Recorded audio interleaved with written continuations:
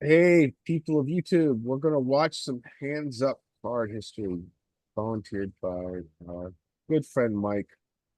Let's see how the crazies play today.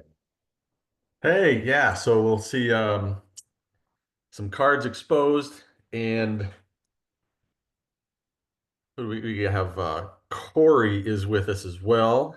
Corey, I don't know if you're familiar with what we do here, but we'll just kind of look at all the hands up here, kind of narrate what should happen in theory. Um, Obviously, the population here on Ignition is going to deviate quite wildly, but we just sort of look at the hands here. I'll do the first one and kind of narrate, kind of in theory, what typically should happen. And then we'll find out what does happen. And it's great to see the ranges of these players that they're actually playing, clearly deviating from any kind of solid, profitable strategy. And it's good to know what they're getting to flops with, getting to turns with, getting to rivers with, facing certain kinds of action. So I'll go first. So everything should fold to the jacks. Jacks are in the low jack there. Jacks should raise. Ace jack on the button probably is just a fold to a low jack raise, in theory. Might have some three bets, and then we can always double check to see how we do. So we can go to low jack. We know jacks are going to always open there. Here is the low jacks range, and obviously jacks are in that range.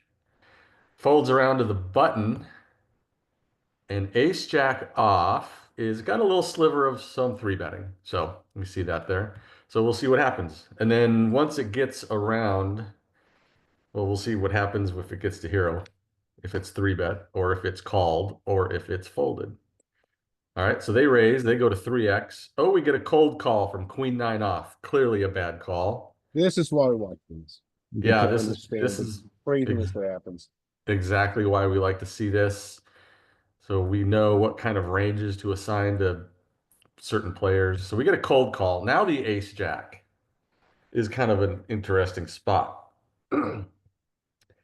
because I think it wants to probably fold more often now that they've got this cold caller.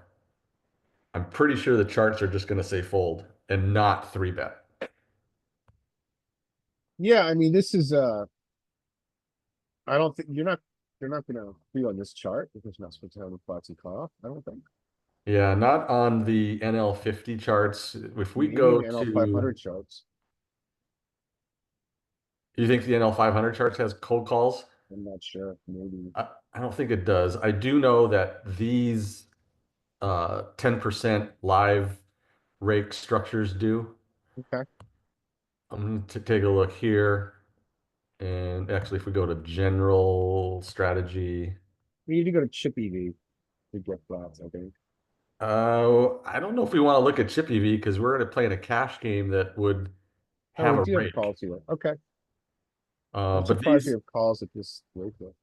yeah, they do. They allow calls at this rake structure. So here's a cold call from the hijack. We get to the button, ace jack off. Yeah, pure fold. Even ace queen off is folding to a low jack raise and a. Did you want to see chip EV if you're playing in chip No, EV? No? it's Okay. all right. So that's what I suspected. I suspected ace jack was just not good enough to three bet or call, obviously. But that's of course assuming these two players are playing reasonable ranges, which we know that they typically aren't going to be playing reasonable ranges, assuming we don't, they're unknown and they're just the typical player in the pool. They do three bet. I like their sizing. Yeah, I think their sizing is good when they do it. What sizing do they have in solver? Yeah. 12. Okay. Yeah, Yeah. okay. Three times the last bet plus additional, plus the first bet. Okay. Yeah, makes sense. So now it should fold around jacks. Interesting if you want a four bet here. or Well, I just don't think I'd flat? fold. Um, well, so solver does not really have any flats in it, if I recall. You don't So, think they do? if I recall, I mean, it could be different in this rig structure, but I know like you know, like there's very few flats because you, excuse me, so you don't want to incentivize the middle position to come in. You're much more motivated to get this things out. Yeah, it's interesting. Let's see what does happen here. So if button raises, we get back to jacks under the gun. It could be I could be different with this rig structure. So it's You've actually, got a lot more fuss than I thought. yeah, I thought they'd have some flats here. And I didn't think jacks would fold this much. I thought they would flat a lot more often. I thought it would look like queens. Yeah, So that's interesting that it folds that often. And of course, we know that population, they're never folding jacks. They wouldn't, I doubt they'd fold sixes here. Population is agreed. just never folding any pair. And then the queen nine comes along. So we are radically out of left field here. Yeah, he's going to be Interesting. rewarded. Jacks are rewarded. Yeah. Jacks are rewarded and ace jack is punished. So if we were in this situation, which I could very well easily have jacks here, I would probably have called that as well. This is going to get Uh, interesting for the wrap. The wrap's not going to be able to fold. I would check. Queen nine should check as well. And then ace jack probably should c bet. But oh, we get a donk.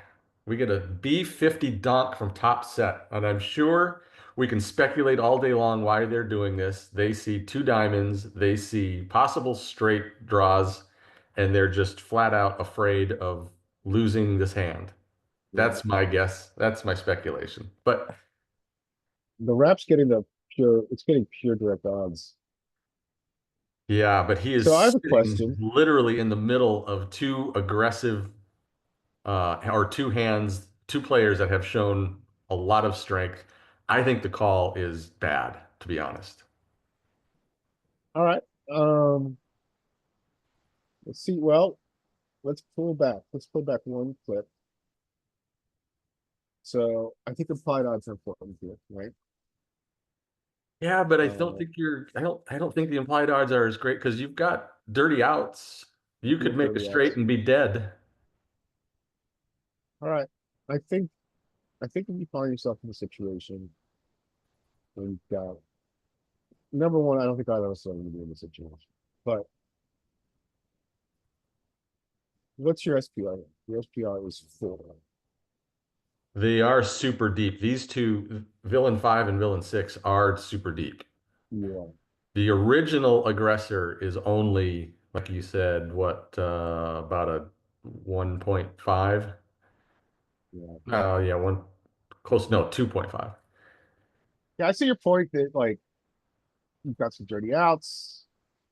I think I just respectfully I think that if you find yourself here, Yeah, that's and it. you're not closing the action either. I mean, villain eight's liable to just jam here, and then you're screwed. Yeah. Well, you know what? None of us are going to be here when The I what? bet 5. Neither of us would be here with Yeah. this combo. No, you're right. Nobody Neither here. of us would be here with Queen Nine suited even. So, all right, let's move on. I think the guy needs to call. I respect that you don't think so. Yeah. So Ace Jack is gonna pickle.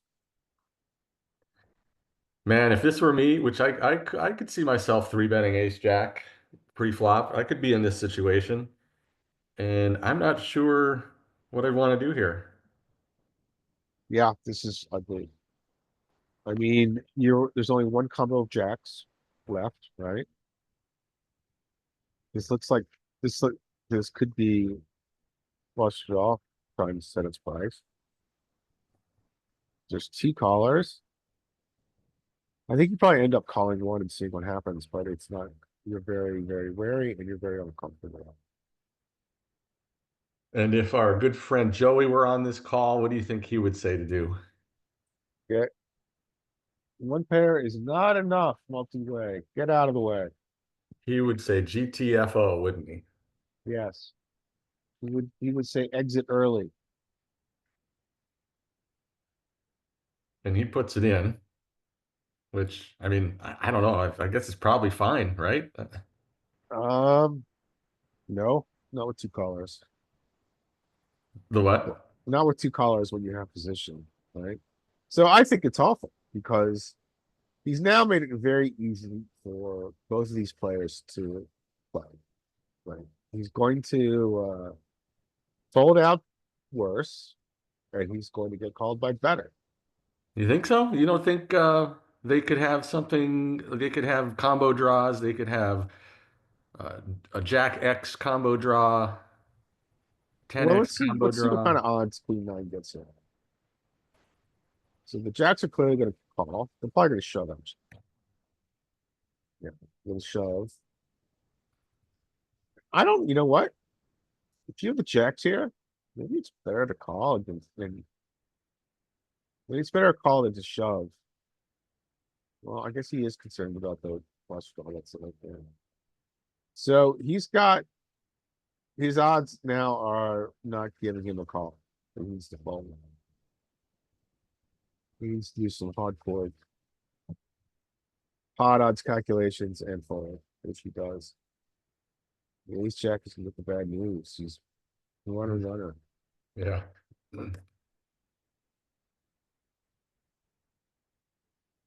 Well, there it is. That was a Queen nine would have won. fun first hand with some very interesting spots and some disagreement on like play there too, which is good to have. Like not sure Agreed. what. Healthy debate. Check out the queen nine. It would have won both ways. It got the king and the eight.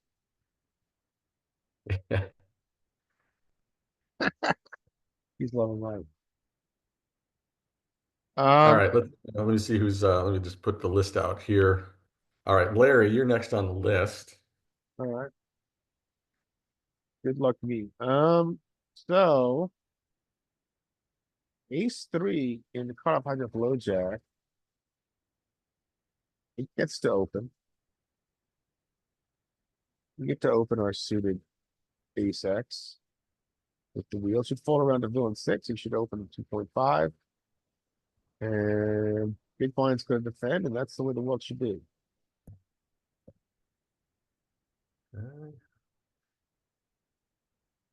Okay, so we're gonna limper.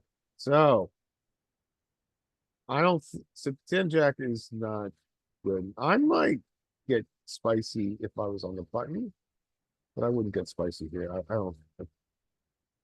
Queen jack off and 10 jack off. I think are the most overvalued hands this deep. I'm with you. I wouldn't use 10 Jack to ISO myself either. Yeah. I just don't think it's worth it. And then so ace two's forced out. It should be forced out. But okay, so Oh, this is a very interesting play. I can't say I don't like it. I do kind of like it. I would do it with ace five. I would do it with ace five. I wouldn't find it here. So ace three. So you should take the spot. yeah, very aggressive play by Ace. Like you said, I don't like, I mean, I don't hate it either. Yeah, I mean it's very aggressive, and it's he got lucky with you had a very wide ISO. His size is quite big. I guess his size is fine. He's 4xing yeah, I like his size. Yeah. I would do this Just- with ace five. I would not find it with ace two super. Yeah, me too. It would be Ace five and Ace four for me. You know, the charts will say probably, I mean, if you had charts for a limp and an ISO, but if you treat villain eight as just an open, the charts are going to say to use a bunch of Ace X at a certain frequency. Yeah.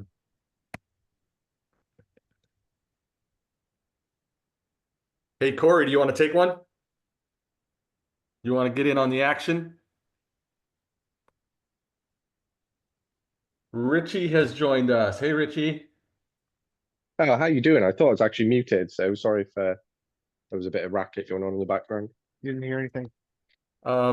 You're up, Richie. You've done this with us before. You just narrate the hand on theoretically what should happen here. Yeah, give it a go, eh? So hopefully fold round to Jack 10, who will probably open it. And then in theory, everyone should fold probably, but let's try and guess what people do. 8-9 might limp. Um, just everyone else's hand is terrible, and maybe the button plays as well. But yeah, I think it should just be fold to Jack, King Jack, and then everyone else should fold. Oh, ace four, I didn't notice that. They might play as well. Actually, they shouldn't, but they might actually play. Did King Jack fold there? King It's a Jack bit of a did tight fold, fold. isn't it? I think it's the Is that cusp. mix? It's very cuspy. I think it's a mix, if I remember right. Let's take a look. It might be the first hand that, yeah, there it is. Okay, fair enough. I thought it Yep. would be pure open, but fair. No, reasonable fold then. That's more me than them. Yeah, that's wrong, but hey ho, we were going to expect something different. Um, Jack eight folds, nice, okay. Uh, and then just a check. I was generally surprised to see so little people get involved with that, but they were all terrible hands. Yep. Um, okay, so yeah, button probably check range. Let this person limp, do something. Um, they might, reasonable now. They got the flush as well as the flush draw as well as the straight draw, gut shot draw. They might actually take a stab at it because of the passive nature of the imposition player.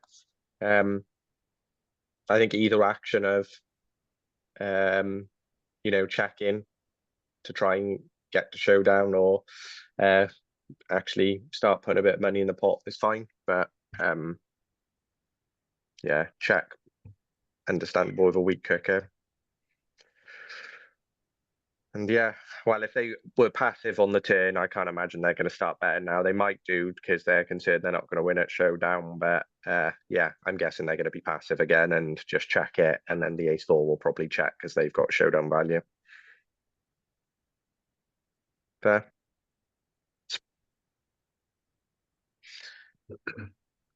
Just a very passive hand, right? Yeah. And I feel like I think the turn, the hero here, I think has a good opportunity to just take it down now on the turn. I don't remember if I was maybe even thinking about a check raise. That probably wouldn't have been good, but having the queen, the heart blocker here on the river, just, I don't know. Yeah. Seems like it's just kind of like whatever. Yeah, I don't hate it, right? Because you have a really low kicker. And if a draw does, and then they bet, and it's a small bet, you call, or as you mentioned, you could potentially check raise. Um, yeah, it's just in that hand you're not really often going to be in uh, because of how the action happened before you, right? Yeah. Yeah. All right, so back to the top of the list we go. Looks like we should be the big blind should get a walk here. Nine set, now cut off. That's not gonna raise, so that's what should happen. But who knows? Let's see who decides to limp. There it is. There's our first limper. We knew that was gonna be somewhere in here. So we're probably gonna get a chain of limpers, but no, we get an ISO from Jack 10. Now we have noticed so far this player we've seen. So maybe there's some, meta game happening between these players that are seeing what's happening and they're just starting to ISO wide. Who knows? But he decides to take it. That's the second Jack 10 off we've seen ISO. And it should, well, let's see, King 4. Yeah, I think this probably is just a fold now. They do, and Ace 5 shouldn't be in it if he limps, and now he should fold, but we know he's not going to. There it is. Is the Okay, theme of these hands limpers, limp pots? Is that the theme, or is there no theme to the hands? no theme. Okay. No theme. All right, so I'm not gonna worry about what villain 6 thinks he wants and should do. So he donks B50, Jack 10 now. Uh, so interesting because we could apply the Nuffle strategy, neutralizing flop leads, which would be a call here. You would call your entire range. Let's see what happens. He does. He decides to go for the call. 2 overs, back doors, certainly not unreasonable. And now villain 5 goes another B50. Now, they're pretty deep. Nuffle would say to raise this with your air and your draws, and that would fall into this category. And he decides to fold. So yeah, that's fine. Probably just fine. I know it's odd because it's coming from the limper's perspective, but if it wasn't a limped pot, do you think it's unreasonable for the person to donk if it was a normal 3-bet pot? Oh, it's just a very odd situation. It's too theoretical because it's they didn't raise and they didn't get 3-bet. It was an ISO pot, yeah. So I was just wondering if we hated the donk here, with middle pair and the top nut flush draw, right? Yeah, Um, I'm with you. I think theoretically it's probably not a bad bet. yeah, it's just a weird situation to be in before, but yeah, I don't think it's terrible. Um, and then what you were speaking about, what was the name of the person you said, sorry, about Oh, the theory? yeah. So there is a coach in a coaching for profit called Chasing Poker Greatness. His name is Brad Wilson, and Okay, yeah. and he's you might be familiar with him if you're a poker coaching member or follow any of the poker coaching content. He has a strategy built around mass data analysis on when recreationals or white belts or fish, as we like to call them, donk Yeah. into you when they probably shouldn't be donking. And the strategy, he kind of maps it out. And there's the flow chart to kind of follow, if you will, when this happens. And it's a What was very that strategy profitable called? strategy. What's that?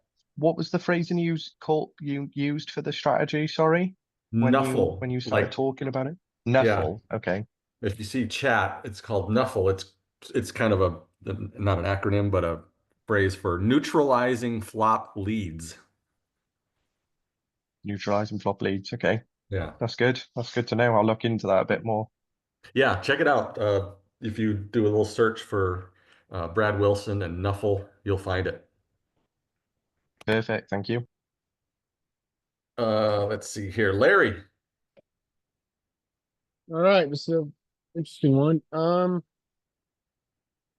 Eights can open, and then so fold around to villain 12. Ace king has an obligatory 3-bet with the suited variety, and then it's still heads up. All right, here we go. Let's see if we get any deviation. All right, we get to our eights. So far, so good. So far, so good. Okay. It can mix here. I generally would call look, they are 100 big blinds deep. Yep. I think eights mostly call, but it can mix, it can fold. Yeah, I'm with Depends you. on whose charts you're looking at. Yep, exactly. I think GTO Wizard Charts probably folds more often than it calls. Yeah. Let's take a look.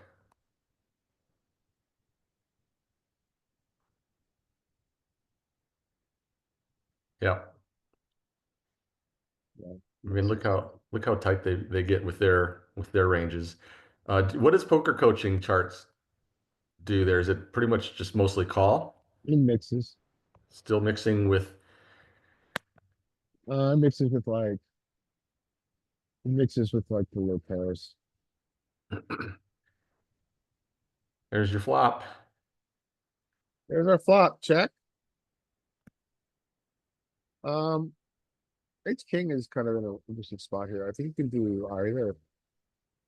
Generally, I think two broadways, it wants to see that. But, I think you've got showdown, somewhat. So you can check back or you can bet. It's up to you. Yeah, it's a good, interesting one to see frequency, especially with hearts or spades. Yeah, you They kind do of, B33. I wouldn't, yeah, I think that's fine.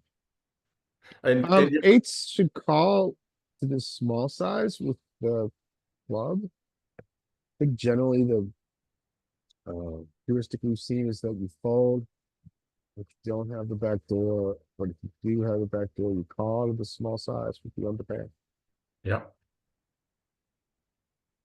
Villain 12 should check. do you think villain 12 ever gets to lead on a club? I don't think with this combo, because this combo does have showdown. Yeah, okay. But I bet there are some combos where you do. Like especially, I bet that like having like, you have like ace queen. Well, you would never have ace queen off here because you're supposed to fold it and that's not fair.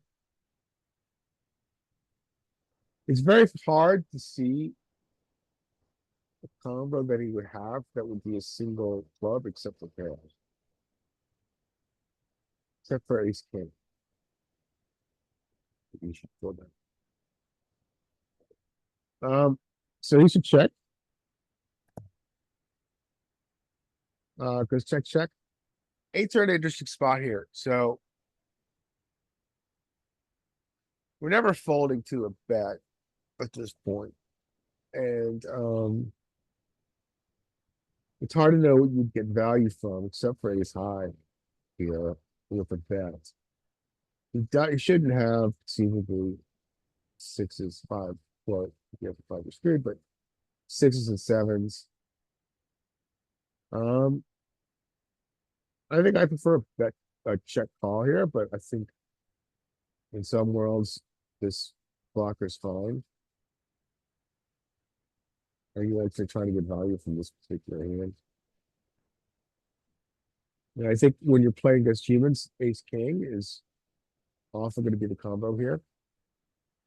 On this line, they're gonna have. Ace king could fold or call. It's out up to them if they make a good fold. This is a very common spot with a lot of different branches. Do we want to look at this?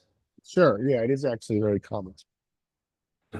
So do you think this villain 12s is a blocker bet or a light thin value bet? Well, I mean, I would say a blocker mate is both, right? Yeah. You think it falls into both, do you? Yeah, Because blockers. obviously if they did check and get a bet, they want to call because they do have some showdown and etc. like that. They're not going to fall to a small bet if they check call. But then a large bet, they might have to consider the fold. But because it's being check, you could consider it as, I guess, a thin value as well. I don't know. I just wasn't sure if it would fall into one or the other, but I guess it fall in as both kind of makes sense as well. Yeah, yeah. I mean, in theory, I think you're supposed to get called by worse half the time. Even with the blocker sizing. So. It's hard. In this case would be ace king. Okay. So here's the eights do check. Obviously, we get to the button. A lot of c betting, as we figured, even with the offsuit variety or the offsuit variety. What's up, Arcturus? So they went for the B33 and eights with the club, as we said, is probably going to call look at, there's a lot of folding. I was expecting a lot more calling with the club. Yeah,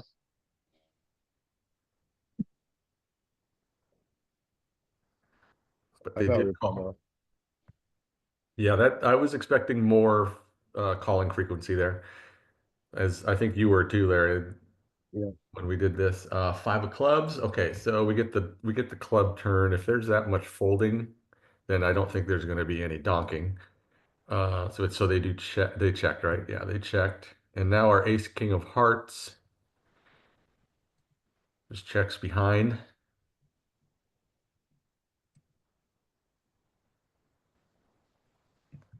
Which we suspected, and five of diamonds.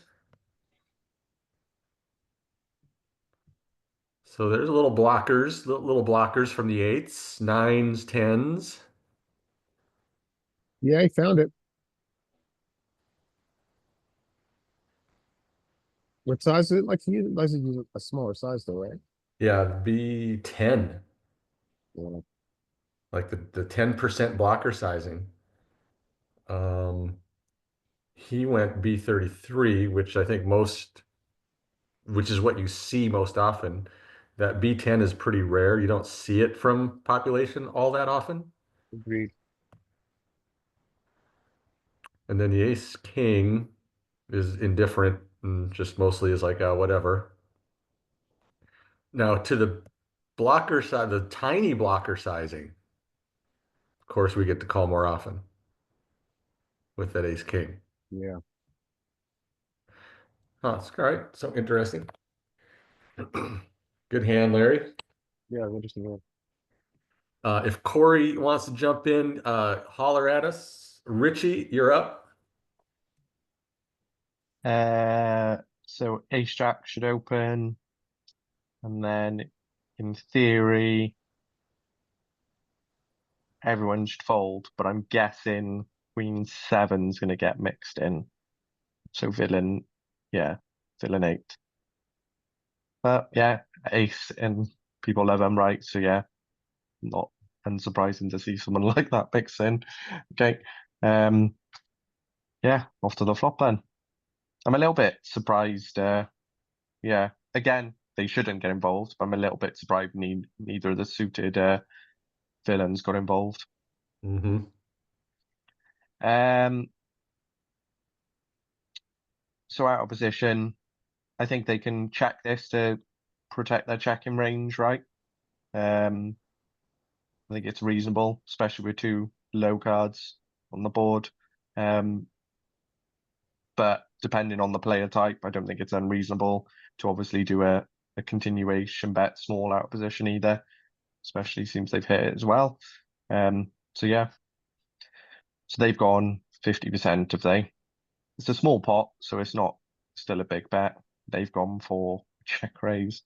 Hilarious. But again, I guess not unreasonable. Seems it's quite a weak hand they've got, and they might be just trying to push off weaker and steal the pot here.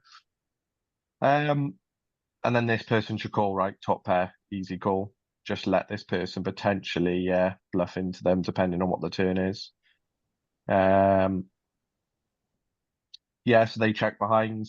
They might be slightly concerned about the three with a limp in range, but not really. And, they want to try and get to it. Maybe a cheaper showdown with their top draw. I wouldn't lead here. I don't know if that's right. Um, A6 probably should fold this, being calling it, getting a check raise call, and then someone leading into them. Wow. Yeah. Jack has just probably got to let it go now, right? Yeah, this is not good. And this person's probably going to raise a bit more. Yeah. And they should definitely let it go, Ace Jack. Yeah. Oh yeah, there. See, now this. Yeah, wow. Yeah, a bit of a wild hand. Unfortunate for Ace Jack to lose it. I think them leading on the turn was incorrect. Um, but maybe it is an adjustment to the player type. I don't know. Mhm. I liked your thought on the flop, though. Obviously, A6 shouldn't be in it, but I think theory is going to say pretty much check range. But like you said, look at it in an exploitative point of view and see bet more often than you would than theory would say. Yeah. I don't mind in. You can see it as a little bit of protection, bet slash info gathering as well as building the pot of value. There's multiple ways you could look at it. Um, but yeah, just very interesting turn play, We'll just give and a river. we'll just give a call range from the button, which theory says that's where it should be. And it was a Jack 3-6, Jack 3 of clubs. Come An on. A6 offsuit is surely not even in calling range, right? Or is it mix? A6 offsuit? No, A6 should be pure fold, even not from a single position. Yeah, no, that's what I thought. Like A6 is one of the weakest aces, right? So yeah. Okay, so theory, and I think it might be because of the low, really like the Jack low nature, maybe that you start to see a little bit of c betting. Okay. Um, that's what I'm curious about this because I thought it might be a check range situation, but maybe this the Jack high quality of the flop, or it's the two low cards quality. Because if we turn this 6 into like a A 9, bigger number. Yeah. I think, is it tens usually that it increases or not? So yeah, what is I it think there? you make it a 10, I think it's going to be a check range for sure. I mean, there's still some c betting in here. It's low. It's obviously it's very low, but it did decrease once we got this card was bigger. If this make this Jack a queen, I'm curious to see where it starts to really. I mean, it's still there.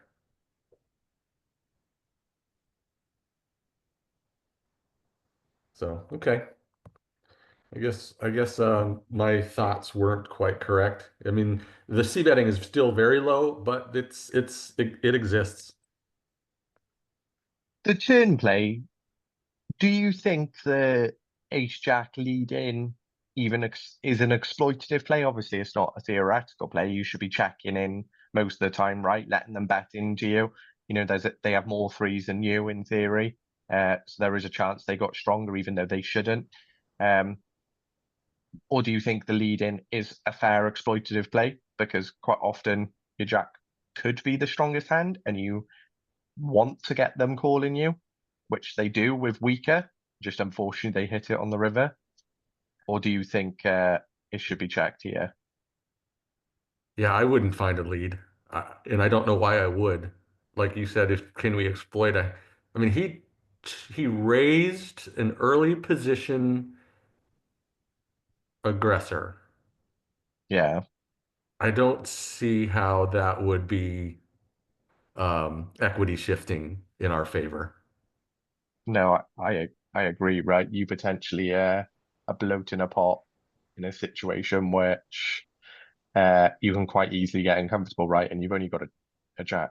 We swapped Wizzo study with pool study. What does that mean? Do we study population plays today? Oh, I think what you're asking, Arturus, is normally we do this on Monday, and then Tuesdays is wizard study, right? Yeah, yeah.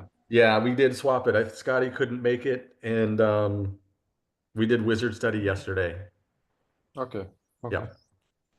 Ah, okay, that makes sense. but we are sprinkling in some whiz study here. No drills though. Mm-hmm. All good. Richie, Cool. Arturus, you're up if you want to take one. Yeah, let's go. Ace king raise, king queen, maybe free bet. I'm with you. I think King Queen should three bet almost pure. Mm-hmm. Of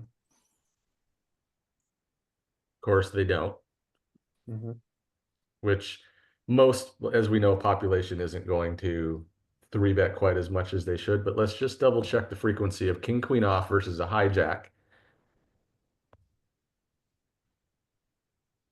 Small blind, king, queen off. Yep, pure.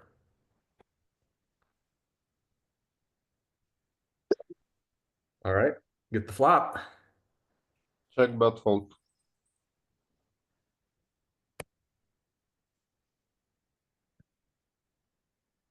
With a gut shot, should we fold? Versus hijack, yeah, but versus hijack, yeah, it is hijack.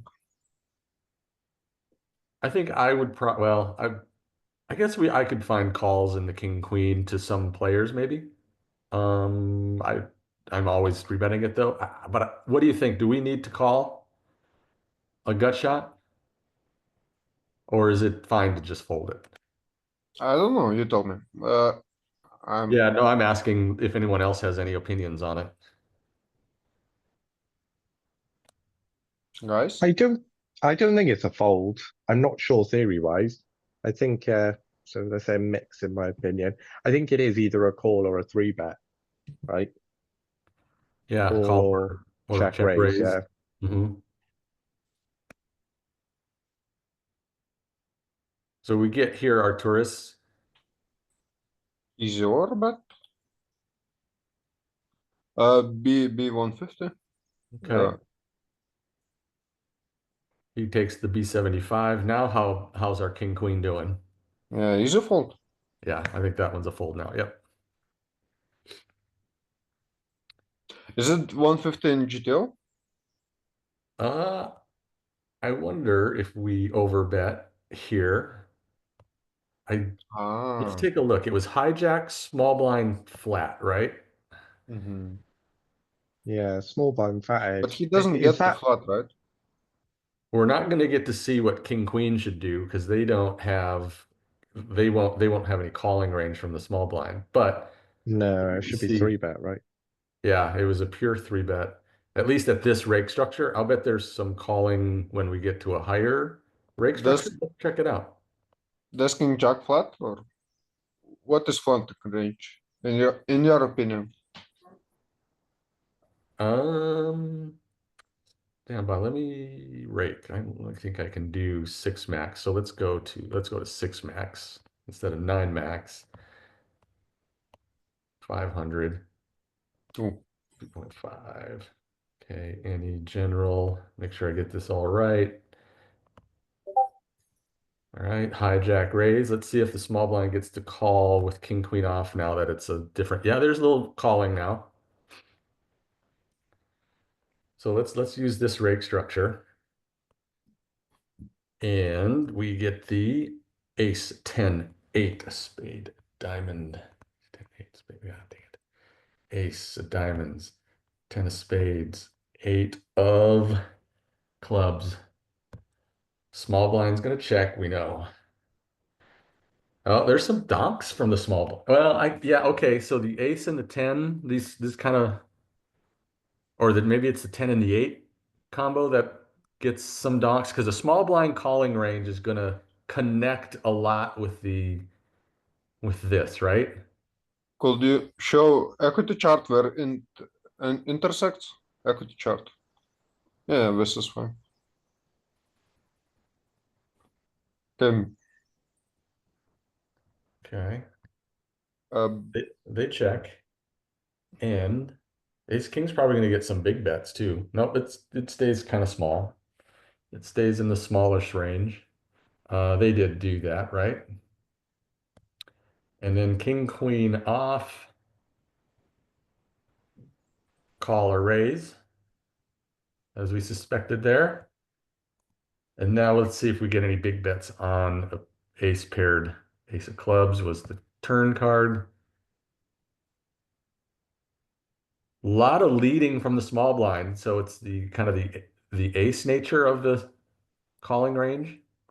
But they check. Now I don't think we get big bets because of that donking. So no over bets, but B50s, B75s are pretty prominent. Over bets come from this part of your range.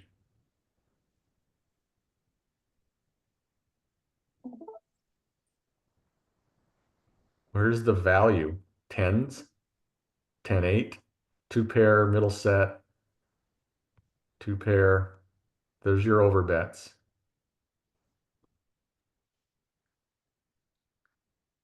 Okay, fun little exploration, especially into the small blind calling portion of this.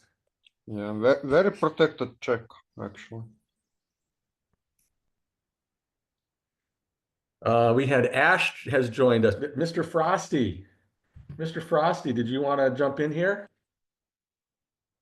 If you have a mic, you can talk to us, or you can also, if you want to just type in chat, you can let us know. I think, Frosty, you've been with us before. We just are narrating, in theory, what should happen. So if you want to like type in chat, say, hey, I think ace-2 should open. Yep, I see your chat.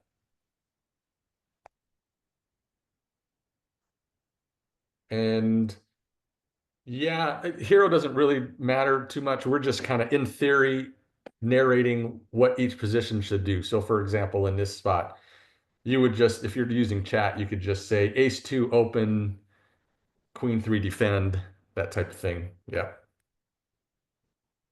All right, ace-2 opens, which they do. And queen-3 defends with a call. I think theory is, you're spot on. All right, here's our flop.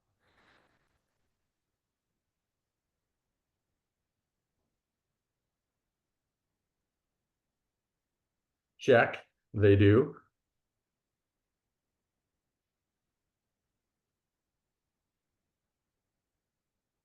Can check back. Any c betting?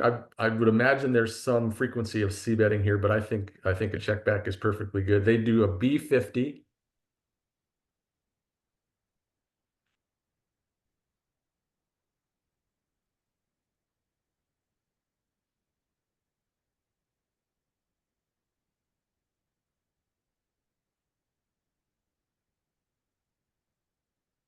With overpairs, some 5x can bet.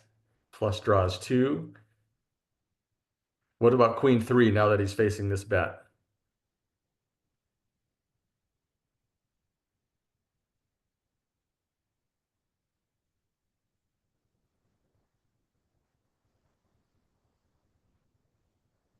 Yeah, fold. They call. Pretty loose call. We've seen this player has already shown us to be pretty fishy so far. So they made another fishy call. So we get to see a turn. We're just going to assume queen-3 checks. Ace-deuce of diamonds.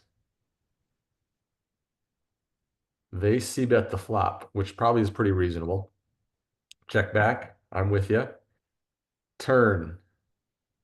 Queen-3 is here. I'm just going to, let's not worry about what fish should or shouldn't do with their trash hands. They lead here. So you're ace-deuce of diamonds, and you've taken this line.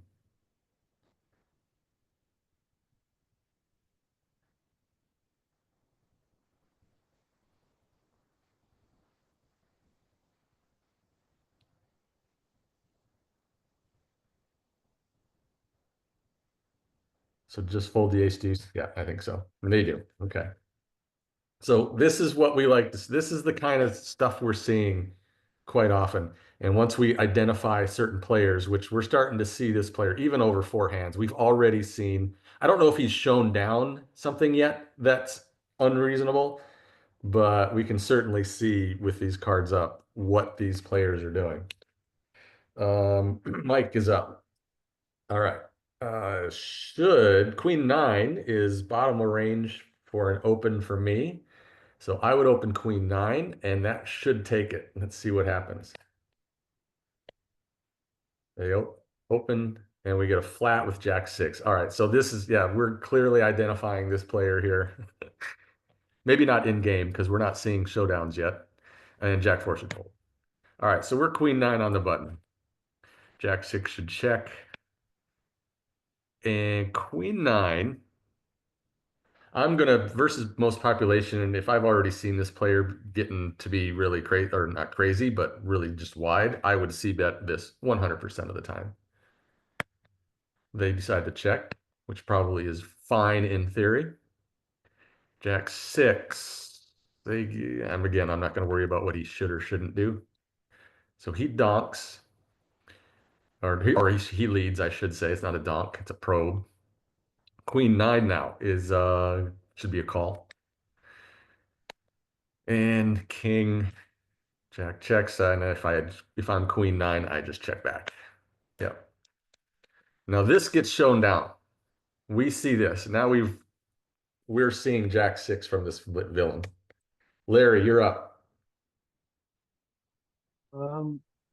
Queens open. And 8-9 should defend, since his in theory doesn't get the call here, but I assume we'll see a call. Queens also is a very, Queens is a very short swing. He just wants to take it. So this is common when you see a fish. RF's eyes indicate hand strength.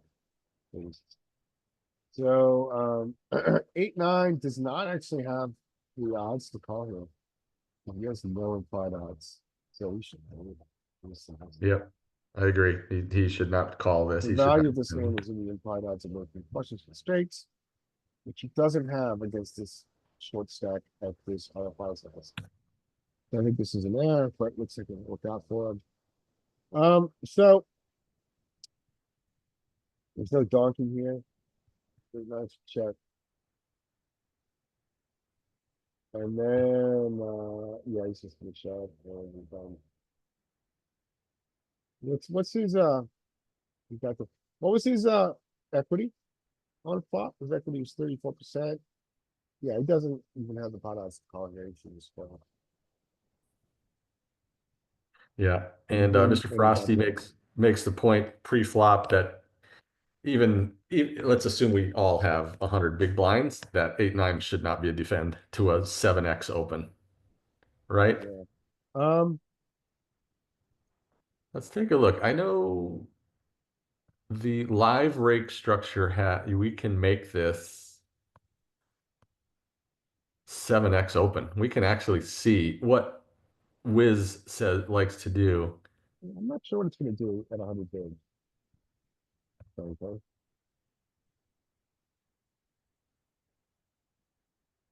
It came from somewhere in here, right? UTG Probably doesn't matter that much. Yeah. So the suited connectors are, yeah, they're just gone. Yeah. And in fact, if we go down to all the way down to 4x, let's see how much that changes it. Yeah, and GTO Wizard hates 9-8 suited. I noticed that. Like, notice how these lower ones and 8-9 9-8 suited is always the least. I would assume it has to do with how it interacts with the RFI opening range. Yeah. I don't think I can make the stack sizes anything small. Oh, if we go to deeper, let's try 150.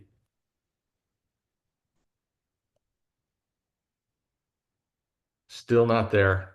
And that's even to a 4x. So I would assume 7x goes away at 150. Notice a little sliver of 7/8 creeping in there, but certainly can ignore that. Look how tight we have to be. We're folding queens to a 7x at 150 big blinds deep.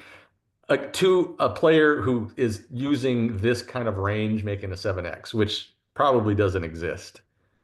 No. A player, guys that are doing this don't use this range. Well, the big thing is that even though opposing reaction of a big blind to this big size, you just don't have any flats. They're just pure 3-bet fold. That's a great point. Yeah, theory says we don't flat anything. Yeah. Again, I assume that this rake is built with no flop or drop. Yeah, Change it to chippy V and you're going to see flats, right? Yeah. Still pretty minimal, like still not too much there. I mean, live, I face a lot of 5x. But I have actually benefited from us looking at this because it does help me understand how to adjust my ranges to a 5XR if I want to. Corey, if you're there, Richie looks like he may have stepped away for a second. Arturus. Forrest is no longer with us. Oh, yeah, he left. Okay. Mr. Frosty, if you want to hit it up in chat here, we've got Uhiro has a decision to make.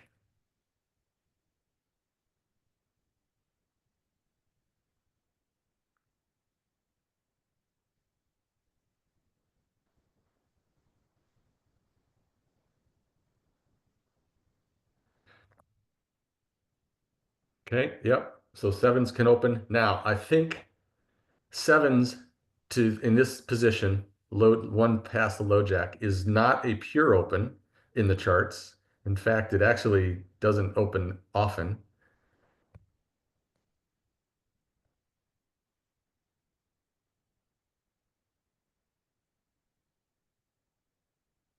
So I'm going to go back to 9 max. Back to 9 max, NL50. And low jack, went off the low jack here. It's like eights is where it kind of creeps into being mostly a raise, but sevens on down is a pretty low frequency open on the charts. Which I know I'm aware of that, and I do wind up folding it. Now it gets around to the queen 3. I probably knew villain 8 and the big blind had aces. I probably knew that. In fact, I can see everybody's cards, right? If I can see everybody's cards, I'm just gonna fold my sevens. Oh, we got a limp. The 5-6, our special villain in the button has limped, and queen 3 has limped behind. What size do you make the aces? 6 stacks. 7, yep.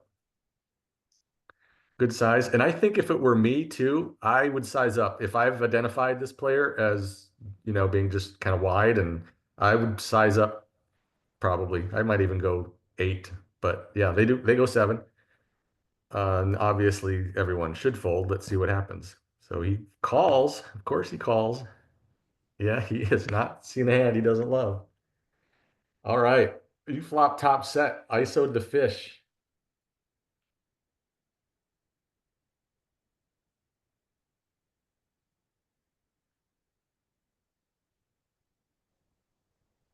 Just bet small against this guy. Yeah. And I don't recall if he has been aggressive or not. Like, I know we've seen him with some hands where he's betting. So I think you could get away with a check and hope that he just starts piling money in. But yeah, you can start building a pot too. They do check. And Bill, let's see what he does. He checks behind with his 5. All right, so you've checked. And he checks behind.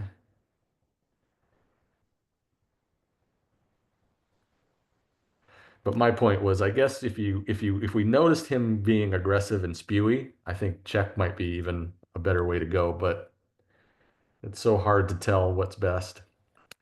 Yep, and he goes B33, and he gets a fold. He flopped a 5 and he folded. It kind of surprises me, actually.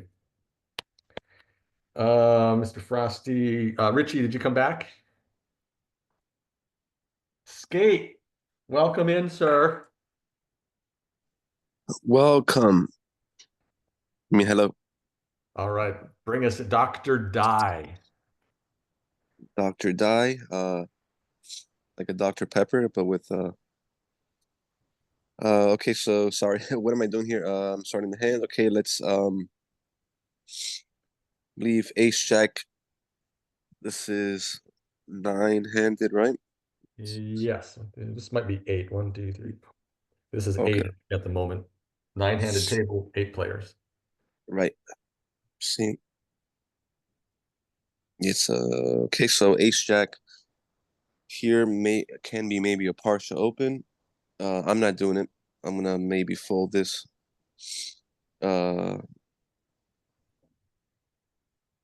Yeah, maybe fold the Jack, of course. Open the aces to 2.5. King Queen, get out of there.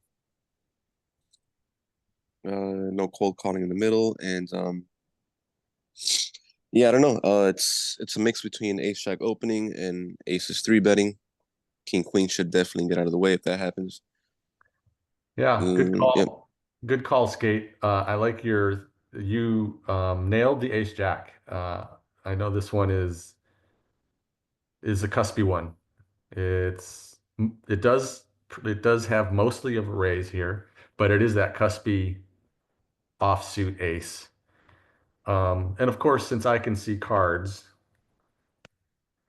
I typically fold it. So I knew I was probably going to fold there. But again, I can see they have aces, so I just fold it.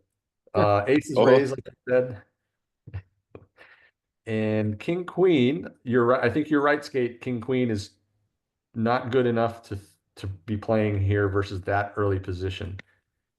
They decide to 3-bet it, which I think is the best move if you're going to play it. Folds around. What are you doing with aces? hmm Well, um, with aces, I want to charge them to see a flop, and they're deep enough to call. I see here now that they cover us by lots, so we're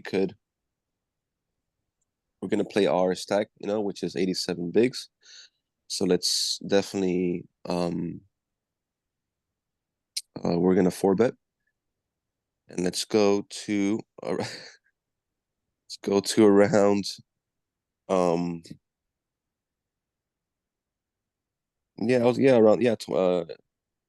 like Chat said, 22 may be fine. I would go maybe like 25 around there since they're a little bit deeper. Yep. Okay. They go, I think, unnecessarily large, but they do. Now, what about King Queen? Yeah.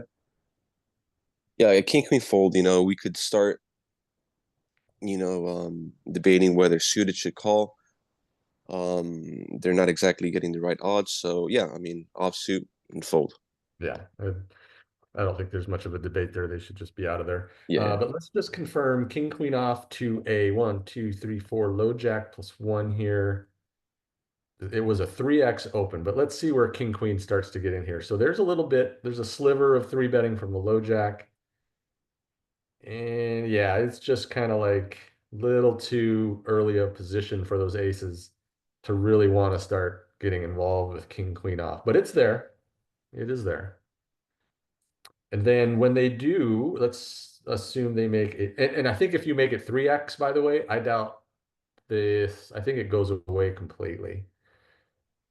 But if they do 3-bet it, what size does Wizard like the 4-bet to be? 20. Yeah, look how, of course, this was a 2.5, 7.5, as opposed to a 3 open and a 9 3-bet. So you're probably looking at 22, like Larry had suggested. So Mhm. that's it. Yeah. All right. Good hand. Nice. Top of the list here is, oh wait, we got Dean has joined us. Hey, Dean. Dean, if you are available and want to hit a hand here, hit us up in chat. We see ya.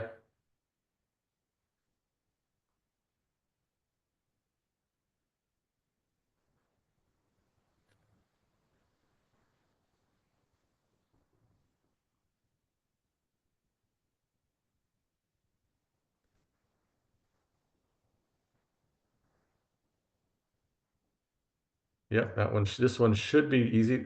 And let's see what transpires. That was it. Yep, that was an easy one. All right, back to the top of the list. We got Mike and this one. Let's see, threes are too early for me. I don't open threes on the hijack, but charts are going to have some frequency of open there. I'm going to guess villain 16 does something with him, whether he limps or raises. But if it were me, I would fold them, and then ace six could raise, and ace 10 off would call. But let's see what happens. So they do open the threes. Now everybody should fold around to ace 10 off. Well, ace six calls. Okay. Ace 10 off to a raise and a call. Theoretically, I am curious. I think this is going to get folded at a pretty good clip. I don't think we want to squeeze too often to the hijack. I could be wrong though. I think ace 10 is going to be a fold like at a pretty decent clip. They do fold, which surprises me because I don't think pool folds it. Hijack button call. Well, decent squeeze, Dean says. Yep, I think I think it's better than calling. Hijack, button call, big blind, ace 10. Do I have the right? Does that seem right? Oh yeah, I'm looking at suited. I'm like, shit, I was way wrong. But yeah, ace 10's a fold there, but I certainly can get on board with a squeeze.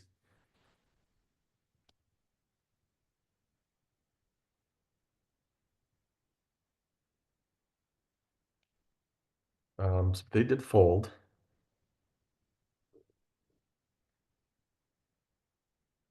And I think maybe if we know that villains are opening wider than they should be, ace 10 off is a much better squeeze than the solver's gonna probably illustrate. And if we know this player is a weak player, ace 10 off becomes a fantastic squeeze, I think. So we get to see the flop. All right, Dean.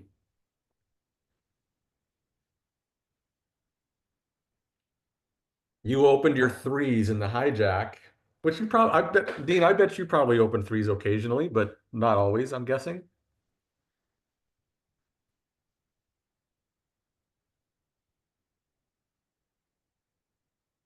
So you play the villain 16 here, and we'll just kind of see what ace six does, because none of us should be here with ace six off.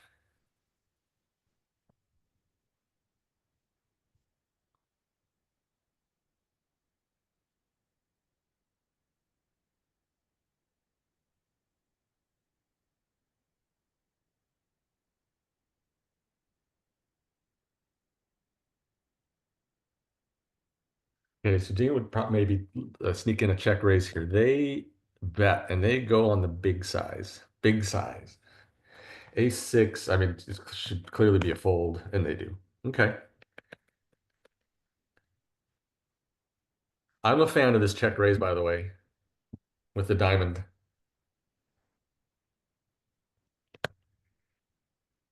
Dean, we got Dean in. Did I just do one? I don't think so. Okay, then we're back to the top of the list. King five actually gets some opens here, some low frequency opens. I would not use this particular suit combo as my randomizer. I would fold it. And it should fold around. But we're gonna see villain six limp in here, I bet. There it is. Oh yeah, queen four in the small blind would get some opens. I missed that. And now that villain six has limped in, queen four suited. These are always tough for me. I never really know how to play this stuff. Let's assume we've identified this guy as being kind of shitty. I don't know if I'd want to ISO or just maybe call half a big blind and just kind of just play pots while he's in it. So I'm not sure what I would do here. I think I might just flat this particular hand. They fold, and queen six should raise, or king queen should raise, and they do. 6-3 should fold, and they do, surprisingly. Okay. I use spades and clubs as my 50% aggressive, and spades as my 25% aggressive. And then when I have offsuit combos, I use some weird thing with suits that get me different type of randomizing numbers. But if that king five was spades, I would have opened it. In this position, king five, just to show nine-handed this early. It goes all the way down to king five, and it's just under 50% there. But all these king X opens in all these positions at some frequency. Larry, Yeah, all right.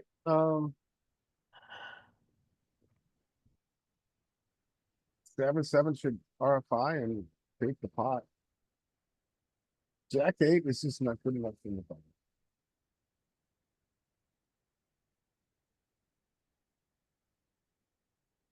oh, Yeah. you got pulled from villain 15. Corey has been MIA for a while. If Richie is still here, I think Richie may have had to leave. If you're still here, jump in. Arturus is gone. Miss. I'm about to shoot off. I am, so just getting ready for work. But thank you. Have a good one all. Okay, thanks, Richie. Mr. Frosty.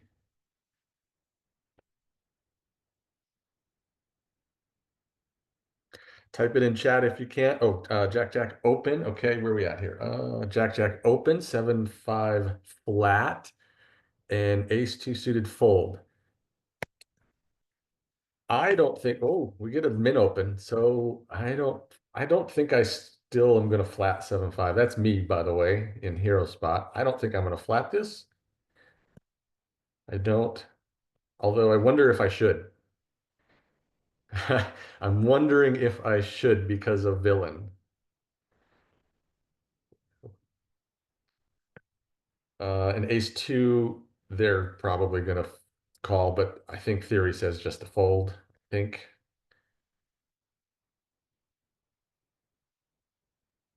What do you guys think? If we've identified this villain as, how we've seen him play, should we be playing more in the small blind, like something like the 7-5 suited? I think it's too disconnected. Maybe suited connectors I'd put in. What's his VPIP right now? 89. I would feel more comfortable with suited connectors as opposed to suited jabber.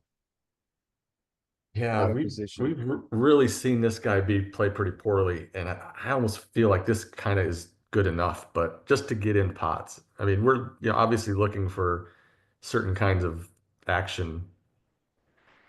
Yeah, so there's kind of some debate whether we should or shouldn't. I kind of feel like we should with this even 7-5, but certainly the connected ones for sure. And then ace two, they do call. That's another one. I probably would just fold it, but maybe we should be defending against him. But Would have been a good flop for a 7-5. yeah, it would have been. So Dean, villain two checks. Let's assume villain six is a decent player. What should he be doing here? Because he raised reasonable amount, got defended.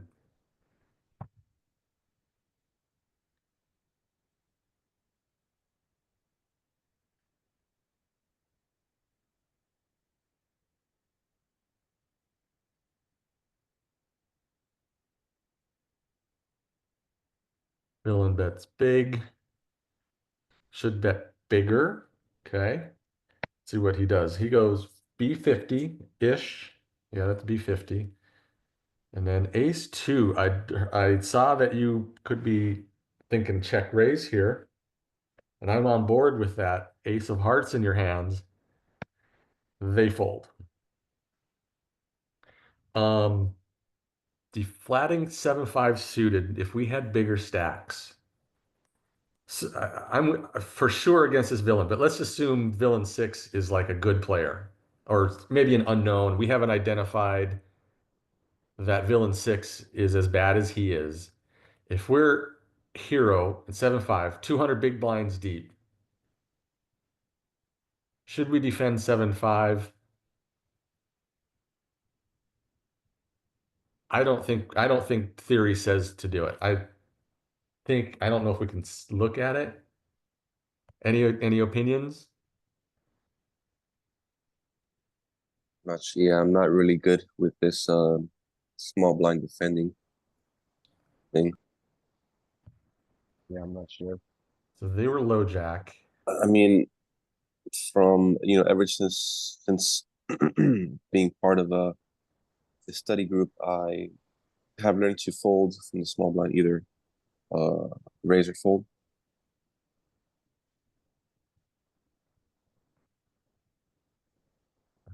Like to get a 2x open. Don't know if we can. Where can we get a 2x open 200 big blinds deep? Maybe they don't have it. Pre-flop only?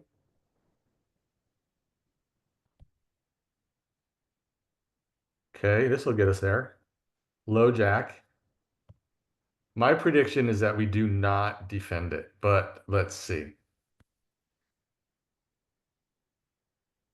Yeah, only suited connectors theory is in here. So no gappers till we get to like queen 10. And that's 200 big blinds deep to a 2x open. On the button, assuming you mean do we defend it on the button? And no, still not defending in theory there. Exploitative, I think you absolutely can get in and play that hand when you're dealing with certain players. That's my thought. But yeah, 7-5 just it does not quite cut it. Who did that one? Was that Dean? I think that was Mr. Frosty. Oh, that was Mr. Frosty. Yep. So let's hit skate. Already then. Um.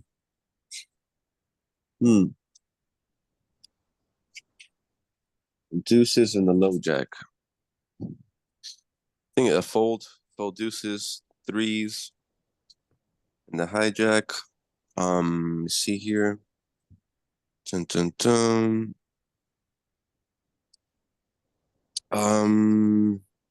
Yeah, maybe threes start coming in the cutoff. So let's also fold the threes.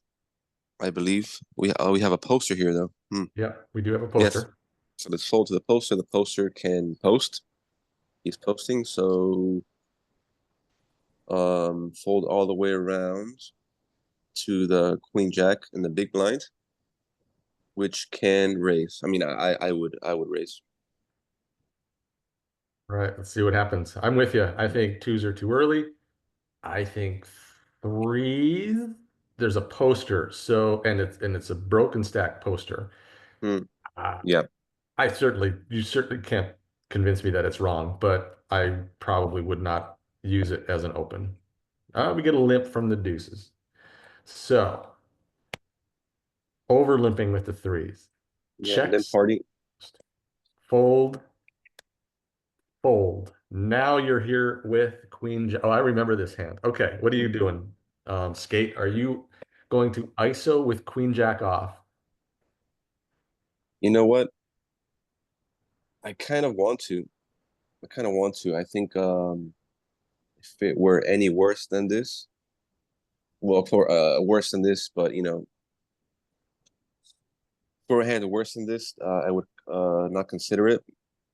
Of course, you have like your suited connectors and things like this, which you can definitely consider.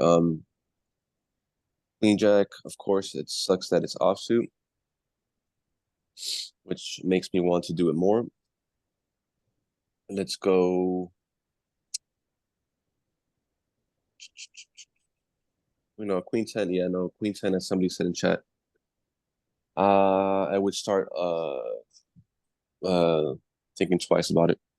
Suited could definitely be on the board. Here, okay, here we have 1, 2, 3. Let's go. In order to get a fold, we have to go at least at 4x. Let's go somewhere around 12. Hey, that would be Yeah. that would be really big. If Yeah, I were to kinda. ISO here, which I know I remember this hand, and I was really struggling. I remember thinking, God dang it, I really want to ISO, and I wound up just checking. But if I were to ISO, I would make this.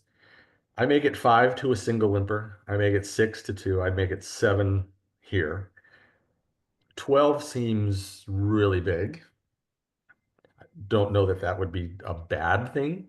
I think it's too much maybe, but Yeah, you're probably right. It was the first thing that came to mind. Maybe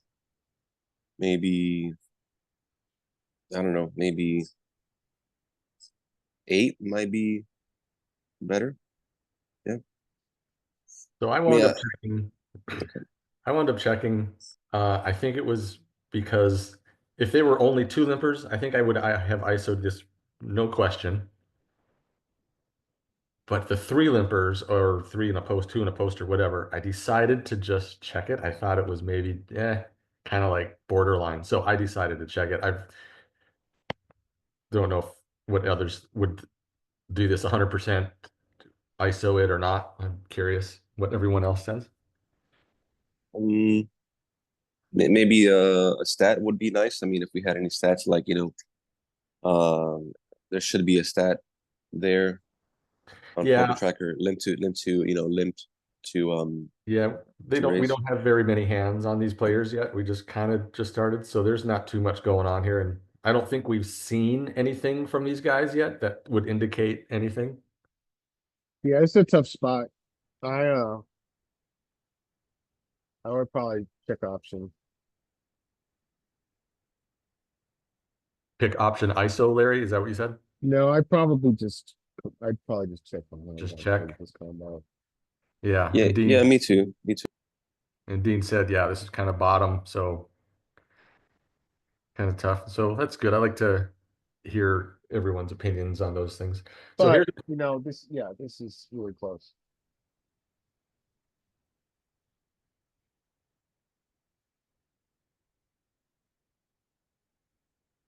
um here's your flop. Okay, Thanks, yes. Rob. Okay. So, all right. So we got a limp party. Nobody hit anything. Really? So check, check, check, check, check. Everybody should check.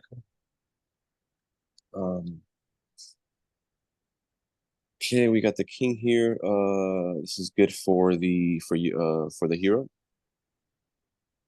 For you, so I imagine it's gonna go check to check. Well, wait, hold on a second. So we have an open ender. We can start betting here if we want to. If we bet, which size will we go? We would go. We don't have to go too much. Maybe like 2 bigs. Can I throw an idea out here? So, Well, let's say we get a hit, small bet from villain 13 or villain 12. Everybody else folds. We won't know what the team's gonna do now. I wonder if we can check raise this.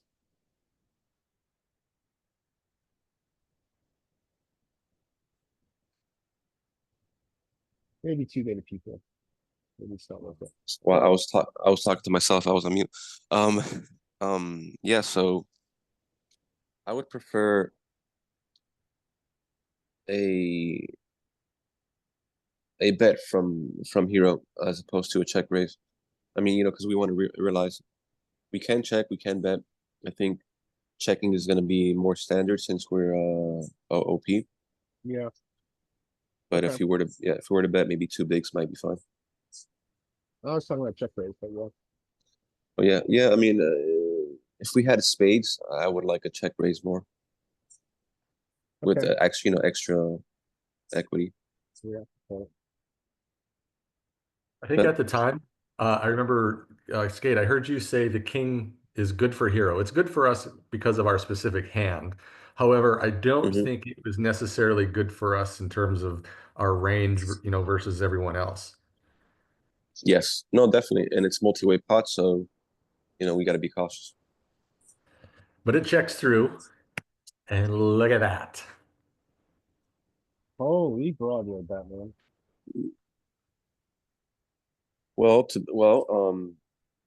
Here, anybody could limp an ace, but we want to get value, right? We don't want it to go check, check, check, check. So let's bet something an ace would call. Let's go like, I don't know, 6 or 7, maybe. Okay, so over bet. Yeah. I mean, the pot's not that big, so we could go. I mean, it is an overbet, Okay. but yeah, And Dean says to bet one big blind. never. So basically kind of a block, like a small block, like a B20, B25 kind of thing. I don't mind the inducing thing going on. Hmm. You have Thing is- tons of options here. You never know. Yeah, I remembered this because I chose this line.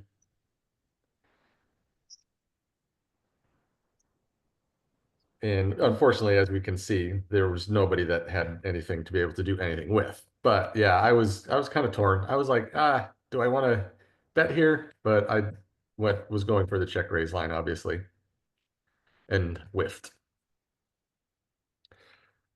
But the bet small option, I don't think crossed my mind. That's an interesting one to think about. Do we think we're going to get raised at a good clip? If Oh. so, then yes. Like if somebody's sitting here with ace 6 or whatever they limped in with, would we think they're going to raise that small bet more often than they will bet it themselves? Will they check it a lot as well and we miss? But yeah, it was tough. I think you're right, Larry. I think you could probably take any. Yeah. I mean, an example would be like, live, I was playing live a couple days ago, and I had aces and small blinds, 3-bet, guy calls, it was a short stack. I flop quad aces, so I check, and he shoves with his open-ended, no, with his front door flush draw. And there's always room when you have the very top of your range to play. Yeah. Dean, you're up.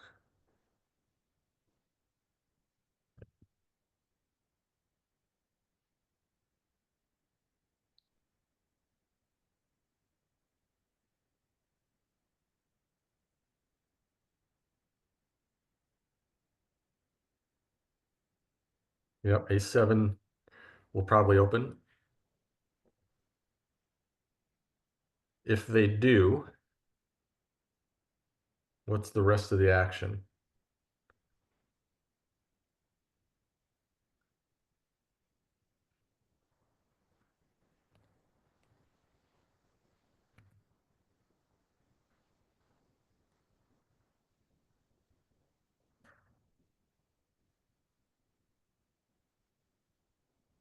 No 3-bets from King 7 in the charts. Too early.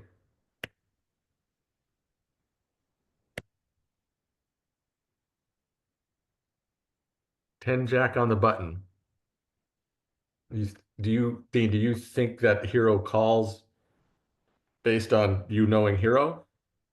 Or should 10 Jack call theoretically?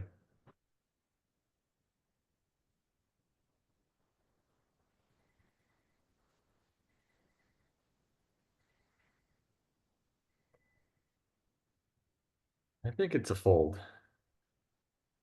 in Is the it? charts. I think it's a call. Is it? To that early It's gonna depend position? on your rate. This rate is where we wanna be.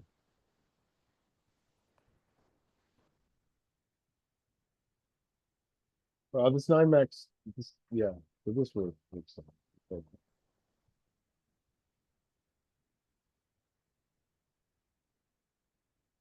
Oh yeah, it's absolutely a call. Notice how Queen Jack is a fold. I guess The that's jack- blocking ace jack or queen jack, so we don't want to do that. Yeah. That's probably best. Quite guessing I'm sticking with. I folded. I think it just at the time I thought it was not going to be much of a call. Ace King definitely needs a 3-bet. What size you make it?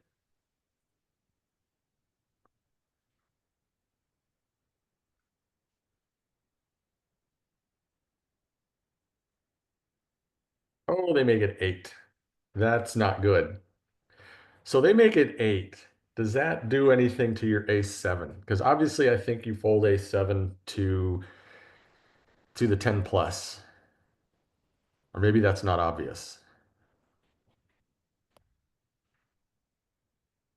Yeah, this is a weird one.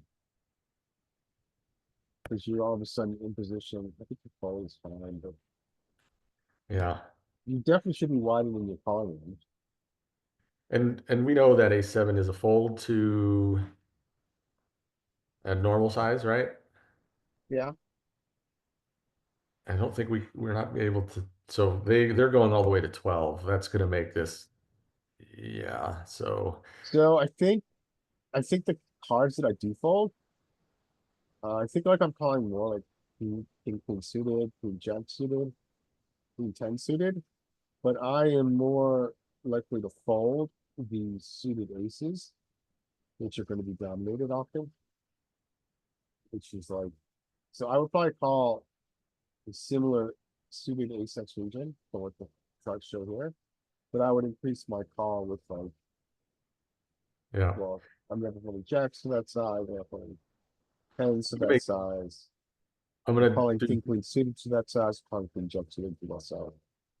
I'm gonna do Dean's suggestion, make button raise 7.5. I think it's gonna be a fold because that puts us out of position. Yeah, that's different because the position of. Yeah.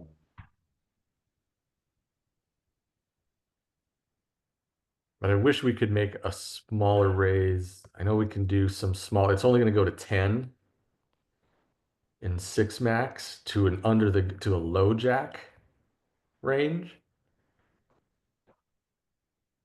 And that might be not really comparable. Right? Is that worth checking out? Really? Where's the smaller? It must still be in post flop. There it is. Smaller, 2.5. Here goes the 10. Is A7 start to sneak in for calls? I mean, it's starting to sneak in there. You get a little bit more. But again, it's a slightly different range versus low jack versus under the gun. Sliver of 4-bet, yeah.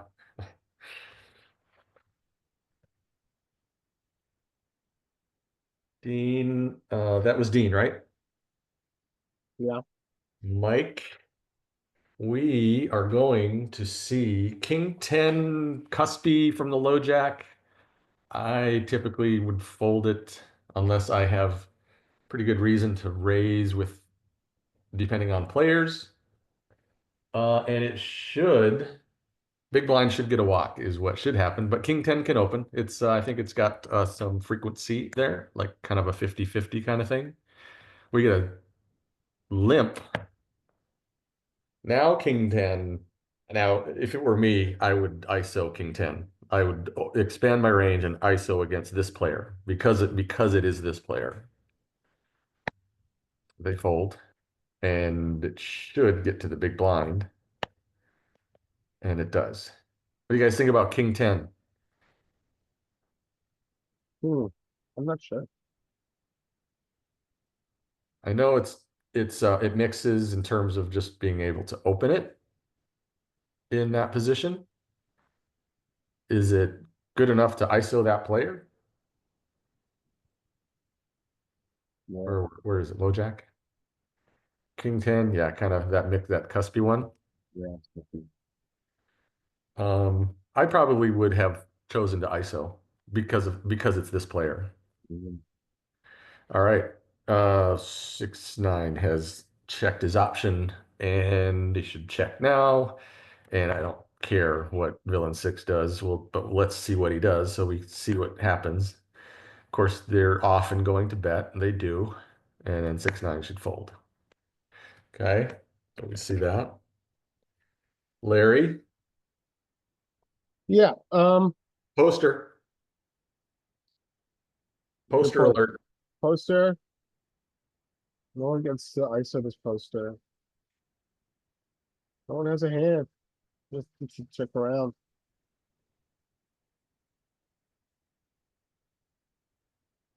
Ooh, look at our villain has folded. Oh, this is a different table. Okay, different table. And checks Yeah. around. So we get to see 2 random hands you flop. We'll also see should check. I'd imagine going on to the bet his top pair. He chooses to trap, kinda, nada, whatever. Vote 16 has showdown, but not a very strong hand against the UTG. Poster, you should just check. It's got showdown. King 10 should bet now. But also be selling to bet. 116 is kind of like in the weird region. I think I call one. See what happens. That's cold, that's fine. Yeah.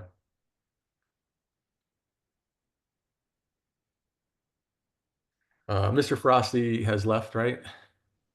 Mr. Frosty has left with Elvis. Then we have Skate.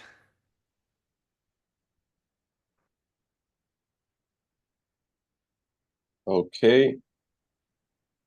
So this is the hand. 3 hand. Okay, so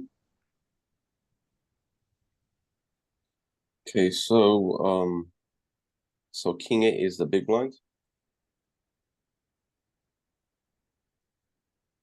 So what's going on here? Looks like there's only one blind, so villain 20 is technically the cutoff button, big blind. Okay, so let's king 8.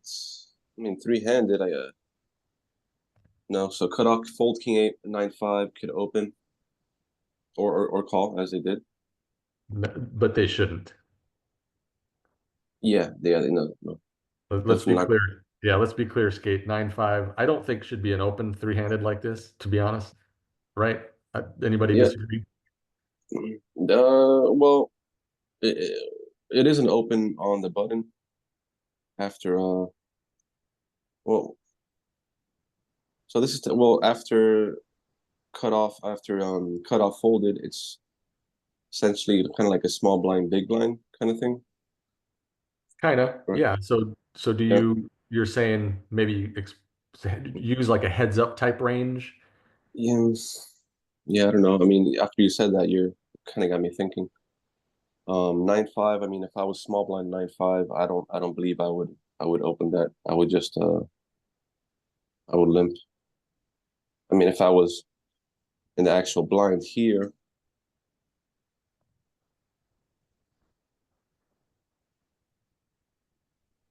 So in a heads up situation without the small blind money in the pot, this is the range.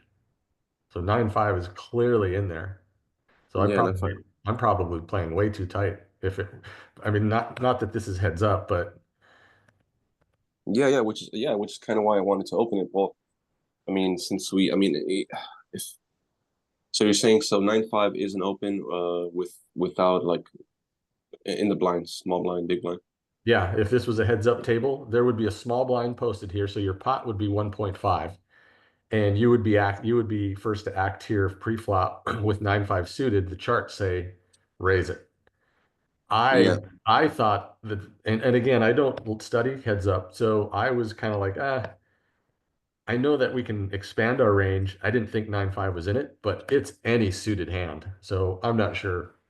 I don't want to be the one to like coach somebody on what we should do. So, because I was clearly wrong about the heads up range.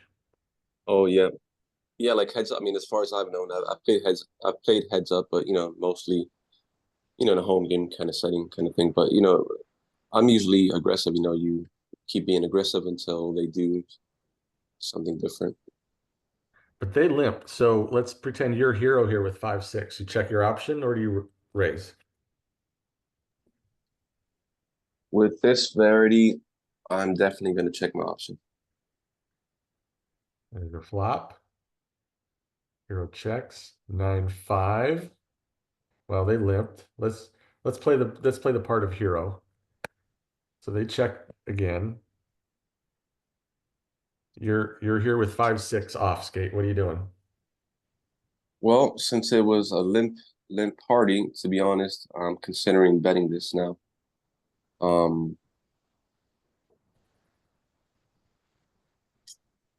You know, it is a one-liner. You know, yeah, I may bet this. I may or may not bet this, but um, if I do bet, I am giving up on the river. So let's bet. Okay. Yep. Let's bet. I certainly wouldn't fault somebody for trying to take the pot. I don't know if I just play too, like, Yeah, I have a certain hands where I'm just like, I don't really care anymore. I'm like done. yeah. I mean, I'm pretty aggressive. Heads up, you know, because they check the flop, so you know, at least it makes me want to bet. They did not bet, so I imagine it's going to go check check, and Yeah, it went um, check. I'd like to hear from you guys, like anybody else. Like, should we be like, should I, let's, as if you're coaching me here, do you tell me, hey, we gotta, once we see the passivity from Villain 21, we just gotta start betting and just taking the small pot. Do we do that? Should I be doing that more often? You're at the bottom of range. Certainly, betting is fine. Bluffing is fine. Did you say betting is fine, you said? Bluffing is fine. You're at the Bluffing is bottom of fine? range. Yeah. yeah, the way I look at it is that you know they're passive, you're aggressive, and you keep being aggressive until they're like they wake up and say, "Oh, this guy's being overly aggressive, so maybe I should start defending more." You know, then you could kind of switch gears a little bit and then go from there. Yeah. I agree. Probably should have taken more action there. Dean.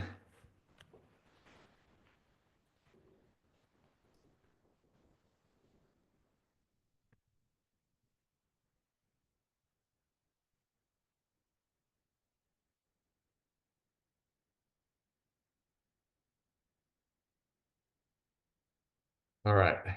King Queen should be the first open, but we get this.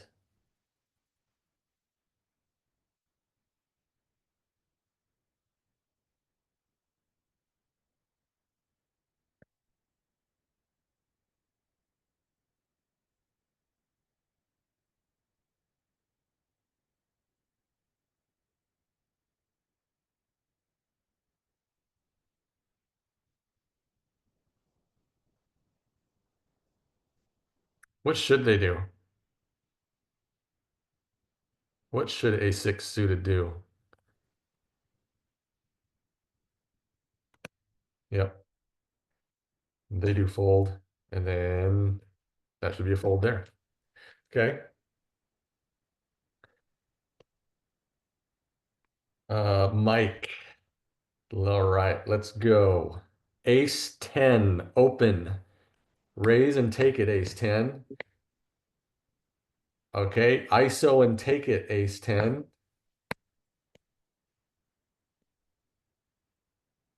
And they do. They get it through. All right. Easy one. Larry. Yeah, shorthanded. Fall around the big blind. Okay, that was easy, Larry. Let's give you this one. Cut off folds. Hero gets to open. Jack nine defends sometimes. Jack nine does get to defend here. 9-10 opens. Sixes, I think, mix here. If I was sixes against a two, I'd probably flat into this one. Depending on the ferocity of the people behind me.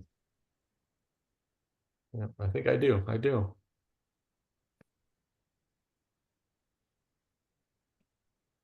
Jack nine should get out. I would play maybe the super variety, but offsuit on that. He decides to play, I think he should fold. So 10-9 is the bottom of range, because he stuck himself here. In a broken stack, he's probably gonna bet, but he should check. He checks sixes, multi-way. Very hard to improve without, and no diamond, I would check. Larry, what hand Yeah. would you have ISO'd on the button pre-flop? Eights Like, plus? well, Yeah, like Yeah, pair, I would probably, pair. well, he RF5, right? So what hands would I three bet? Yeah. Cut off, I would mix in some three bets with eights and nines and tens. I would three bet the magic solver hand, ace five. Also probably ace six suited, maybe ace three suited. Okay. We get a pretty healthy three bet range against cut off and button. I would also include some, obviously ace king. It also includes some ace queen off, along with three bet ace queen suited kit. Okay. Sounds reasonable. Yeah, where are we now? Who's the action on? Just got the turn card. Villain 22 with Jack 9 is first up. Yeah, he's chosen to take the check line. I don't see any reason to change that now. I think I would check. Multi-way. Sixes, I think not much has changed. I would check. Hey Larry, on Skate's question, since the open was just to two big blinds, how does your three bet change on the button against the cutoff, both shorthanded and if he had gone instead of two, he'd gone 2.5 or 3 or even 3.5? How does that change the range on the button for your three bets? Yeah, that's a good question. I think in theory, there's less dead money to steal with three bet. So we're not, I don't think, motivated to polarize as much. So I don't think our three bet bluff range increases in size. I think we have now probably with the button more flats, but not necessarily more three bets. You nailed it. So maybe I then sneak in like a flat with like 6-7s, 6-5 suited, 8-7 suited, and let's three bet with those combinations. Yeah, you nailed it, Even- Larry. Yeah. The 2x, if we were to look at it, you're going to see a lot more flats and lower frequency three betting. Yeah, Really? Yeah, it's just- So, less motivated to fight for just some dead money, I guess. Okay, so the 9 hits. I wouldn't feel comfortable betting if I was winning 22. I would check.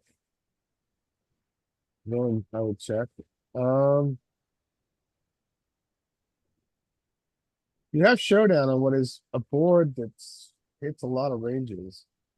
I don't know if I'm so motivated to bluff this with showdown. I'd probably check back.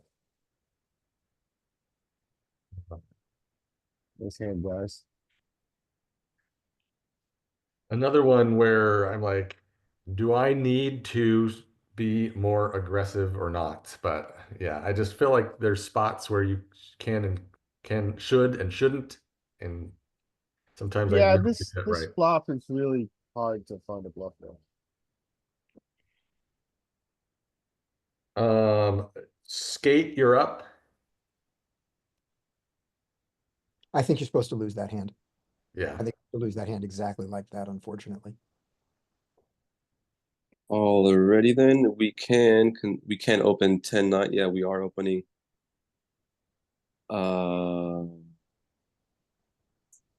Yeah, definitely suited nines on the cutoff. I think the standard is I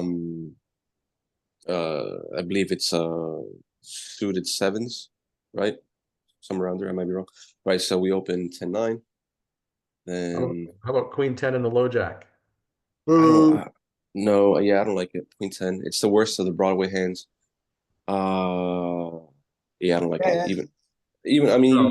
you're looser than me. I mean, as far as the No. pre-flop. No, Skate, you nailing it. That Queen 10 is not an open. However, I think if I remember correctly, I may have expanded my range because of this guy in the blinds. Okay, okay. Scotty, Well, you've missed this. This player here yeah, is pretty crappy player. So I'm with you, Skate. I don't typically open this. This would not be an open for me in the low jack. And I think the only reason I did is because of this. yeah. I mean, you're pretty how can I say? You're pretty trying to find the word for this. Solid. As a player pre-flop, right? I mean, you fold ace jack first stack, eight-handed. A lot of people, most people just, of course, they open it all the time. So yeah. Yeah, it's not there. Okay. Okay. So how about 10-9 now? Yeah, definitely. I think for cutoff, you're going to be opening. I believe it's all suited sevens. Yeah, but okay, we got a raise in front of us. What do we do with 10-9? Oh, 10-9, right? There's not supposed to be cold calling, right, in between. So, I mean, Chart say no. charts say no. If you charts say no, of course, if you've been seeing what you've been seeing, if this guy's been seeing what you've been seeing, the big line is bad player and you may be opening too many hands, right, et cetera, et cetera. I can consider a 3-bet, but of course here we have a fold. Yeah, I think you can even consider cold calling because of this player. Anybody have strong opinions against that? I struggle with the question this way. When the player is there and the first thing he's doing wrong is he's playing too many hands. He's playing all these garbage hands. And then the second thing is, and he's playing badly post flop. But we start with all the garbage hands.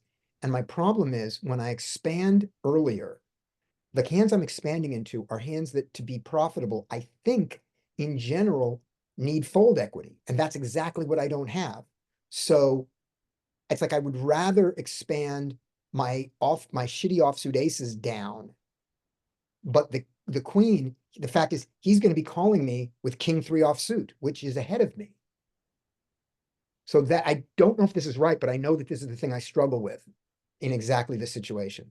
Villain 3s, he can, since he's expecting not to be punished behind, he can play the 10-9 suited and end up multi-way with a fish, which is, I mean, you really want to be in position heads up against the fish. So I think he just folds his 10-9 there. Yep. Yeah.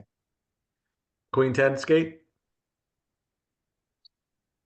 Okay, yeah, queen 10, yeah, yeah, out of there.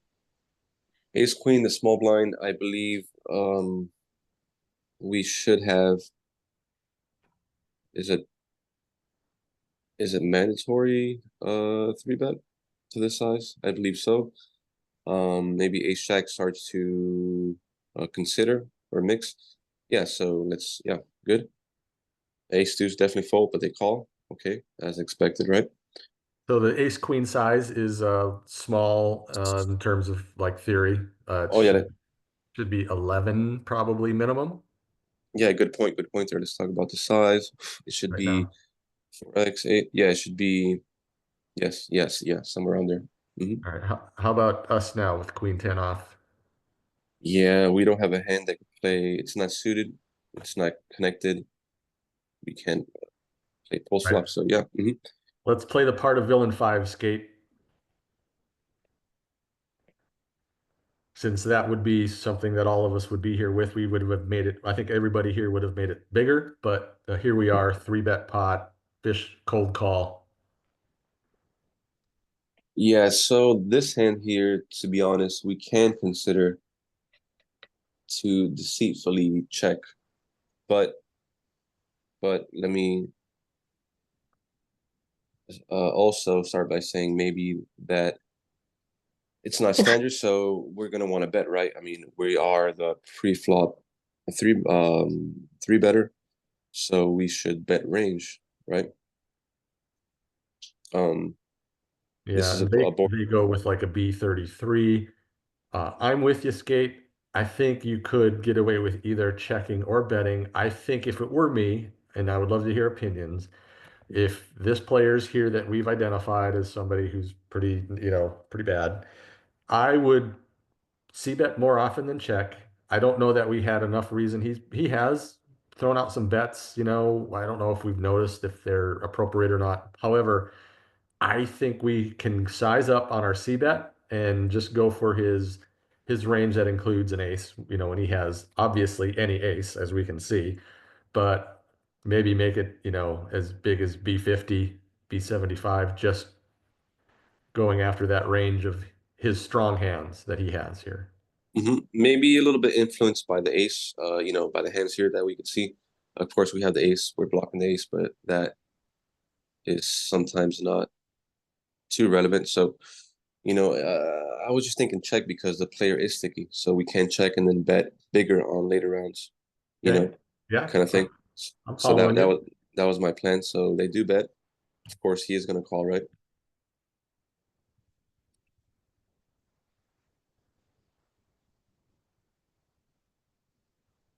Okay, so yeah, I think we can continue betting here. I don't see them really calling pre-flop many hands with sevens in it, and also on the flop they should be calling with at least middle pair or better, so we can continue betting targeting those hands. But he checks. I think this is a mistake. Well, yeah,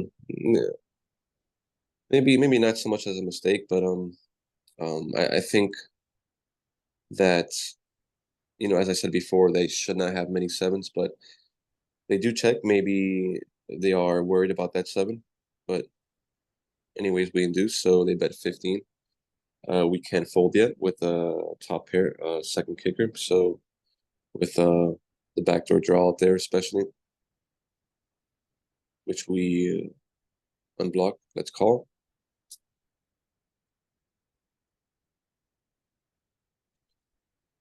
Okay. I think we're gonna go. I assume villain 5 is gonna check again since they did not go with my theory, and yeah, so they check. Yeah, the turn I think is interesting. The turn is an interesting spot. If it were me, and I think I'm still going after his range that includes hands that he's made, as opposed to checking and hoping he bets bluff worse hands. And yeah, that's me anyway. And I'd love to hear what everyone else thinks. If you guys like just continue to get value, or if we check to try to induce. Dean makes a good point. It's a tough spot here on the turn. When we call, we're screaming ace, and if we raise, we're screaming ace. I just bet. I do this hand, bet against someone who's calling too often. I think that they are going to call post flop too often too. Yep. Yeah, that's kind of where I was, Scotty. Yeah, I mean, I mean, he does it he does it sort of this weird way. And I guess this player, again, we can speculate. Maybe they're reacting to the paired seven, like, oh my God, I can't believe, like, I don't think I would see that as being too scary. I mean, yes, I'd be worried. He could have sevens, but he also has a ton of other shit.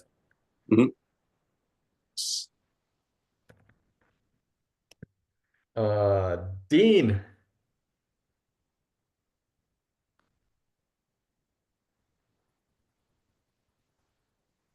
This one could be easy. Ace Jack opens, they fold. And we saw earlier, Ace Jack was that cuspy one from under the gun +1. It mostly raises, but has some folds in it.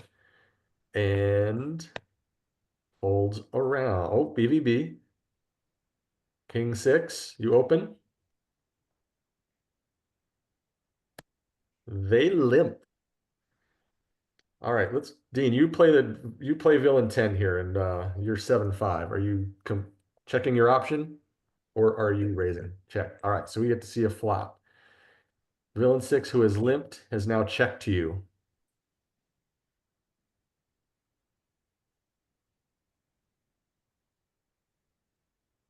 Check. He decides to bet B75.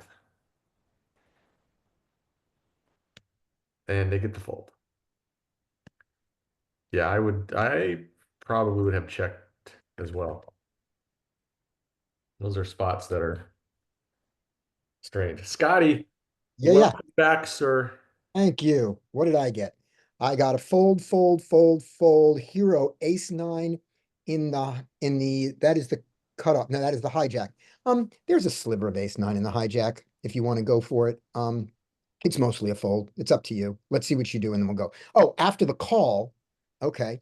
After the call, I'm going to fold the ace nine here. The time that I'm going to get after it is if this guy with a 57 had been had been open limping 74% of hands where ace nine just dominates his range, I think I would stretch to get the ace nine in there. But if he's since ace nine needs some folds and he will often call, I'm going to fold it here. Fives should absolutely not fold. They have a completely good choice. Limp after the limp is GTO is approved and is great, and ISOing a limper is fine. Whatever he wants to do, that's the worst choice of all. He's just made a sweetener bet. He's got to bet big enough to get a fold if he's going to do this. Otherwise, he should not be putting in extra money. But having done it, Jack 10 should fold, 8-9 should fold, Queen 3 should fold, but Queen 3 is going to call. Oh, Jack 10 is going to call. Queen 3 should fold even more than he folded before, but this is going to entice him to call instead. He does. And ace 8, who shouldn't be there, should absolutely fold because now he is dominated. He isn't, but he is dominated here too often. He should fold. He doesn't, and that's no surprise. All right, you get four players that probably shouldn't be in this situation. Good luck. Exactly. Yeah, fives should have gotten here for one big blind so that they can lose the hand for cheap and still make all the money when they hit. And the rest of them shouldn't be there. Queens should check. Ace 8 should check to call, but he bets. And now 5 should fold. Jack 10 can easily call this. And the Queen 3 should be taking a lesson from Joey and be folding before the second Jack 10 touched his cards, Queen 3 should fold, but he doesn't for the same reason as he called before. Now it should go check. And the ace 8, having seen this action, should not feel confident at all. And he should check and call a bet. But he's going to continue for 2 to try to keep it small, which does exactly what he doesn't want it to do, which is make it cheap for the Jack 10. Jack 10 doesn't need to raise here. He should just take the 2. And the Queen 3, who should have folded before, should consider calling this garbage. He should consider it for 2 and just lose 2 more. I don't hate that call. All right. Queen 3 should check. Ace 8 after betting the 2 should feel good that there's no flush out there. He gets raised by a flush already. There's no flush. He should not feel good about his ace though. And what he should do here is check and evaluate for a call. But what he's going to do, I think, is bet small again to try to keep someone from betting bigger. And I want to talk about that for a second. He does it with that tiny bet. Jack 10 knows he's beat and is in the sandwich. But if he chooses to lose 2.5 more big blinds, I don't hate him. He's going to lose them, but is he going to lose them he's going to lose them more than 1 out of 11 times? 1 out of 13 times? The Queen 3 knows he's beat now. He doesn't need to waste the 2 big blinds, I think, but he does. And again, I don't hate him. Is he wrong? Does he win this hand 1 out of 15 times? I don't think he does, but like that. So that's what happened. And the only thing I want to say about it is if you are in the ace 8 situation with a hand that you should be here with, let's make it ace 8 suited. Let's make you play it better. when you're facing these things where you're not sure if you're right and you go, I want to bet small because I don't want to face a bluff, that is comfortable and not the most profitable way to play. And you just have to get comfortable with checking and evaluating based on the size of the bet and what the other two players do. And sometimes you're going to get bluffed off, but you will make more money when you check, he bets, and it is a bluff and you call it.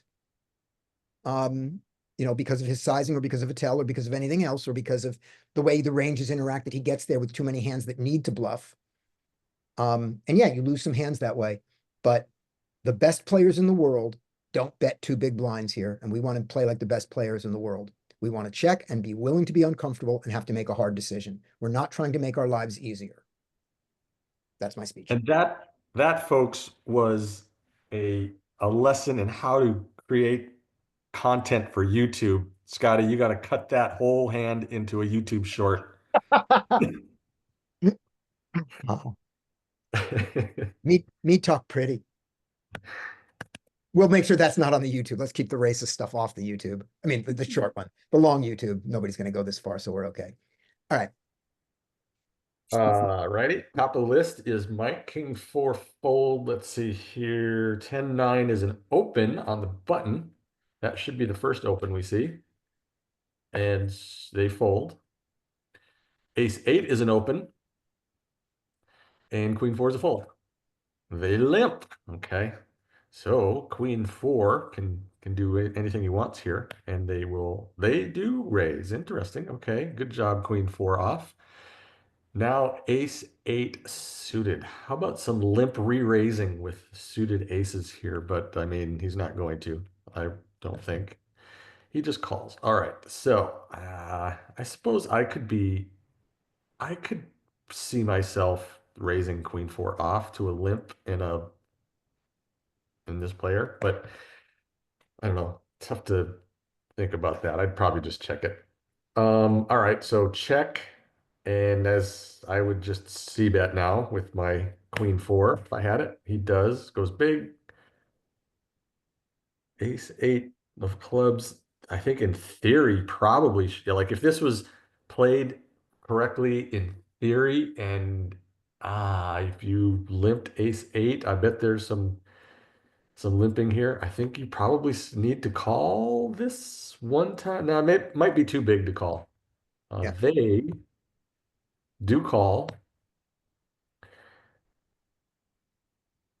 And I take that back. I think Ace 8 probably should call that bet if you decided to play Ace 8 like this.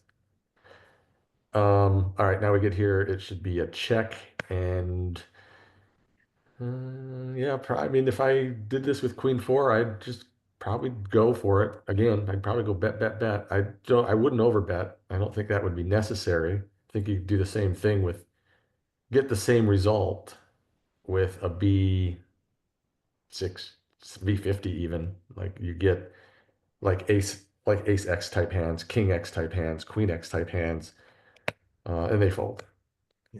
So if you have a limping range from the small blind, Ace 8 suited is a perfectly reasonable limped hand to do. Queen 4 is in the raising range against the limp, so play right.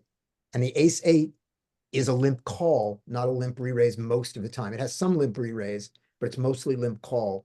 So pre-flop, they both played GTO. Those were in the not death slivers. They were reasonable GTOs. They just weren't the way that we play.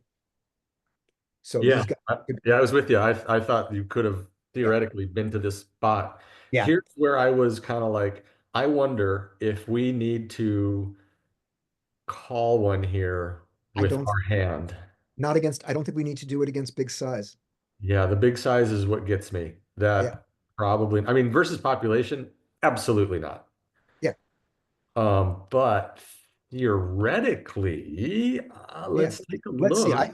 see. I think against small size, we absolutely have to defend backdoors with an over. I think against big size, we defend with the hands that are better than hits.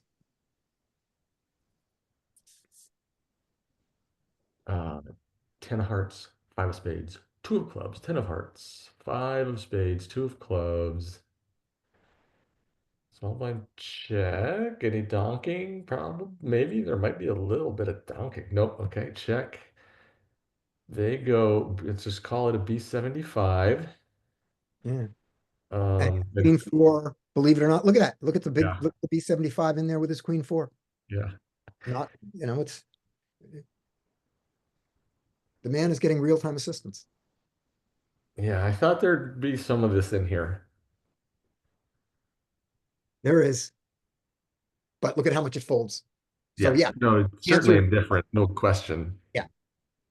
the answer is it's a hard spot. All right. Larry, All right, looks poster. like we have poster, so I guess 8-7 just completes here. I don't know, I probably complete. Let's pull around and If it were- check option. If you were here, Larry, which I suppose could happen on ignition, this happens. You get stacked in the small blind. You can't play the next hand because you need to sit out, and then you would post a small blind. Yeah, Would you raise? I don't know. I really honestly don't know. I never played this before. I Yeah, think, it's obviously a spot we're rarely in. I think I would probably, since I've got 50 cents in right here, I think I would just open raise it. yeah, that makes sense. I can understand doing that. All right, so how about big blind? Now I think check option. He hits, I will check. 7-8. Doesn't, it's really at the bottom of range, unfortunately. He could check a bet. I mean, checking is fine. I don't think A6 has enough to bet yet. I think just check. He bets, which is fine, 7-8 should bet. This is a very interesting call. I mean, the only Yeah. reason to make this call is if you have nefarious thoughts of a bluff on certain rivers. A6 is in a tough spot now. I would check and then call most sizes. He chooses Yeah, to I'm with you. I bet, think I would. and 7-8 doesn't have much going on. I don't know how he's gonna team. I mean, yeah. So he had nefarious thoughts here. So, odd odds are 33%. Is this a bluff more than 33% of the time? You've got a pure bluff catcher. You're not feeding value. I would probably fold, frankly. This gentleman's under bluff. Yeah, weird spot. I think I would have called, but I'm like you, Larry. I wouldn't have played it this way. I would have checked. Where was it? Let's see. I would check when we're out of position. Yeah, I wouldn't have made that. Would I have made that bet? I'm not sure. I wouldn't have made it. I'm not sure. I think I was with you on here. I think I would have checked. Yeah, And then once we got here, and once we got to this line, I think I would call here just because the way he limped in pre-flop didn't really do much, to our action. I think I probably would have called, but it's hard to say. yeah. So here's the thing that surprises me there. I would think that someone who doesn't raise his ace-7 suited, doesn't find this bluff at the end, doesn't go for this aggressive a bluff. You'd think that he'd be aggressive from pre-flop. So I'm just wrong. He takes this really passive line and then all of a sudden becomes Phil Ivey.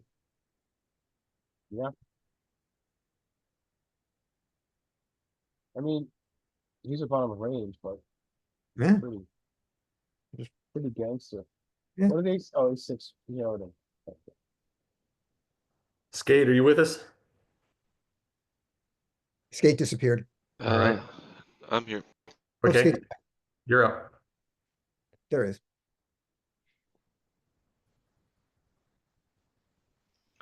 All right. King Jack, I believe, can be an open. in the low jack. So is king jack suited full? Yeah, I think that we could open king jack from there. So let's do that. And Oh, what about this hand? no, yeah, definitely not. I think so. I think So it's- for the suited aces, the lowest we could go, 9-handed is probably going to be ace jack suited, right? So, Skate, I know we have addressed this in the past. And again, you probably, I don't know, you may not play 9-handed very often, but look at your ace X suited range here. Do I have everything right? Yeah. You're opening every suited ace all the way down to ace 4 suited. And it's not like it's even close. It's not like mixing. It's like it's that profitable. So you're missing that if you're playing 9-handed. Okay, well, what would you say is the difference between online and live? Oh, Any yeah, I can't for really speak. Yeah, okay, good point. I can't speak to live because I don't play live if that should make a difference or not. So I won't comment on that. But if you're playing online, you should open all your suited aces up to down to ace 4. And even ace 3 starts to come in, in the next position. You okay, can but see. and also so like okay, so but also like a6 suited is mixing a little bit, right? When it has a little fold, the partial fold, that means that we Nope, no folding. Oh, ace six. Yeah, it's gotta. 5%. Ignore that. And then the Okay. second thing I wanted to say is you look like you were kind of like not sure about King Jack suited in the low jack, but it again, that's another one, absolute 100% pure raise. Yeah. Yeah, I was thinking that too. I think that And then the rest should be easy. Now, here's a question. Let's see if ace 8 what he does. Okay, so he folds. I was going to ask you if ace 8 opens, what is King Jack suited going to do here in theory? fold. This is going to be mixed with a lot of 3 bets. Let's take a look. Was it 9-handed? It was 9-handed, right? Or under the gun, true under the gun. And then low jack. King Jack suited is, notice that almost pure 3-bet. Yeah, I knew you were gonna say that, but I'm kind of in it. Yeah, and that's just in theory. Again, if you decide not to do that, it's not a huge mistake. But just wanted to make you aware. And then now, of course, King Jack opens and should fold around. Okay. Scotty. Yep. I am here. 7-3 fold, ace raised to his standard size, whatever it's been. I don't care what it is. I don't care if it's 2 or 3.5, whatever he's been doing before, don't change it. Queen 2 fold, king 9 fold, deuce 4 fold, ace go. Oh, I should have opened smaller. Oh my God. What is his VPIP? Show me this. Which one? This guy? Is that, oh, he's new at the table. We've only got, Yep. okay, he's new. All right. No. So let's play with him a lot. Okay, deuce 4 should check range. Ace on this board can consider checking and can bet. And either way, it should be 2.5%, 2.5. He goes for the check, that's fine. Deuce 4 should check again. And if he doesn't check, he does have a pair plus a draw, so he can bet if he wants to. And he does, and he bets big. Against the big bet, ace should be thinking to himself, oh yay, and at the same time worrying. He has the best hand. He knows he's not against 3-4. He's not against deuce 3. He'd be confident because nobody would play 4 deuce or deuce 3 to a 3x. I mean, it would have to be suited. So of course the guy can't have it. But he should be he's a little scared of the raise. Now, I think this is the way he should think about it. This is a polarized bet. Therefore, the guy has everything or nothing. And I beat everything. Because everything here is ace seven and ace king and 4-5, and I beat all that. So this is one of the times I think you should raise a polarized bet. Now, is this the kind of guy who bluffs twice? If he is, then I should wait till the river to raise. It's his first hand sitting down, and I don't know which kind of guy he is. So given that I took the check line before, I'm going to take the call line now and not raise him. He goes for the raise, and this raise I think is too small because into a polarized range, the guy is going to call with any of his, he's at the top of his range or the bottom. The bottom folds to this and the top calls more than this. So he should go bigger. Now how big does he need to go to get a nice river, pot size river? So he goes up to 14, that's gonna be 28, there'll be 35 in the pot. So he needs to go to 21 at least, and I wouldn't mind 25. 25 gets him to 50. Yeah, that's good, and that's what the other guy's got. All right, he gets the call. This guy doesn't like to fold. And now the aces should cry. Let's see what happens. He bet 65. The aces should cry. Just should be crying right now. And now they just got to think it through. What threes does he have that bet? Ace three suited. Is there an ace three suited that's left? There is ace three of hearts. That's one combo. All right. What eights does he have that bet the turn? 6-8 suited is there. All right. What bluffs should he have with this line?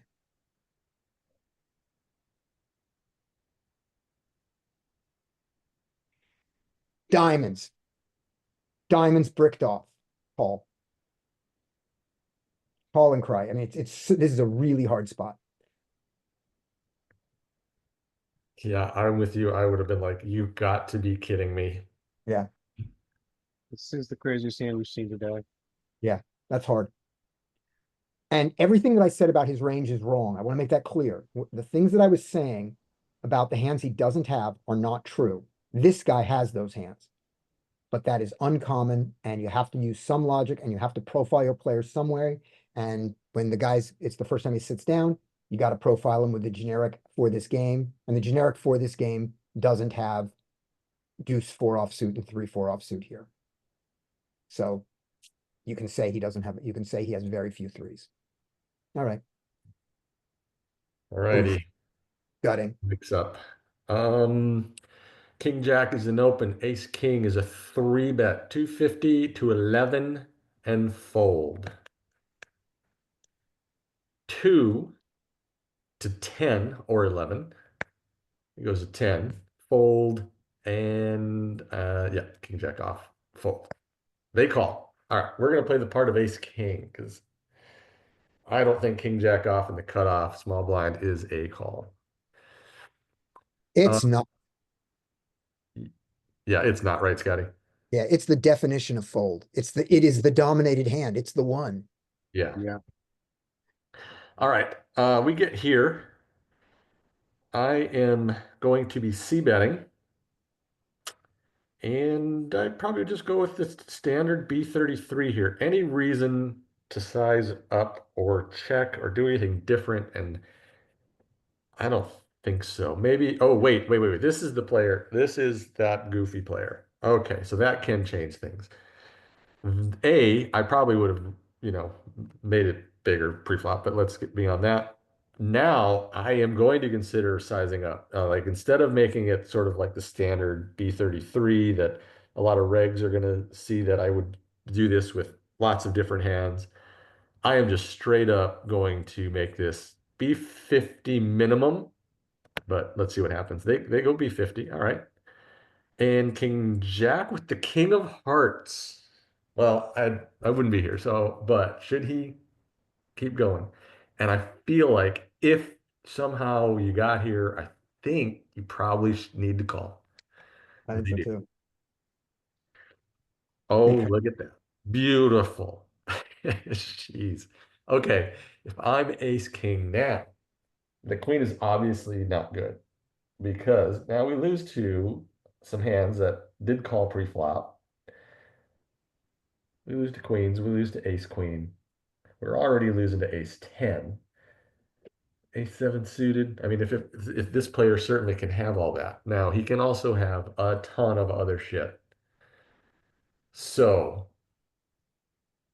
I would probably be, I was gonna say, and the horrifying thing is he can also have backdoor clubs that you want to bet at. Oh, what misery. Why do we play this game? yeah. Um, I'm trying to determine like how aggressive he's been, like if I can just check and call him down kind of thing. With that specific card, like the queen is really bad, I think. I think that's just a really bad card for us. Do we want to bet fold? Not to this player. I wouldn't bet fold to this player. And I don't remember if he's been really aggressive. So I kind of feel like in this spot, I think I might just check here and then look for value on the river. Is probably what I would do, but I'm not sure. They go for a B75. They get jammed on, and Not jammed. oh Click. yeah, not that. This is a min click. Yeah, this would I would be so it'd be like the trip aces in the previous hand. Mhm. I would be crying. But because as this player, I don't think I would be going anywhere. God dang.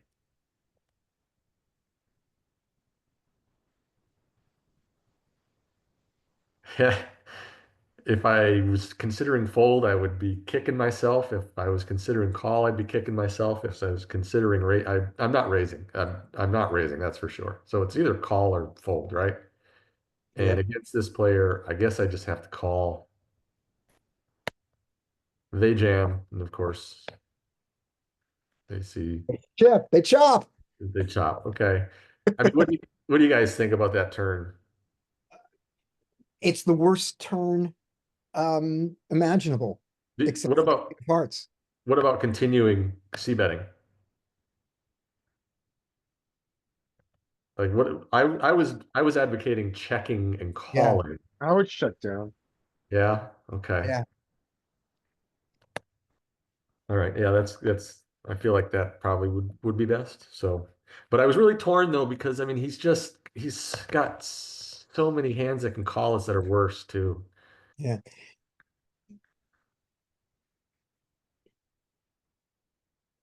Larry.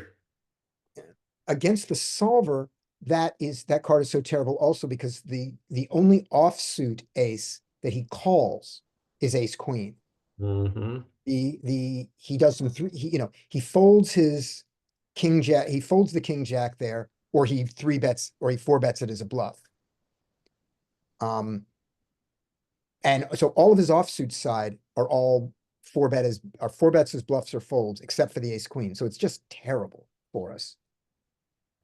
Agreed. I guess in that situation, check call is your best choice and lose the money in a different order. And maybe not lose it all. Maybe even at this size, maybe you end up with a few chips. Maybe he doesn't get it all in. Maybe he only makes two medium-sized bets. Any thought about checking this out? Yeah, we can do that. Solver, well, Every he's bit not is supposed to have king jack off. No, I he isn't, know. but he has king jack, but he has king jack suited. But I am Yeah, curious sure. about Yeah, good point. like we could get here, with our ace king and what our line would be Yeah, yeah, go for it. to the action. And it was a two big blind raise. So I'm gonna update this to let's use the post flop with six max so that we can get a 2x in here. Can we Yeah. do that? Yep. No, we can't. Oh, no. That's also pre-flop only. Shoot. We can't get any post flop with 2x, can we?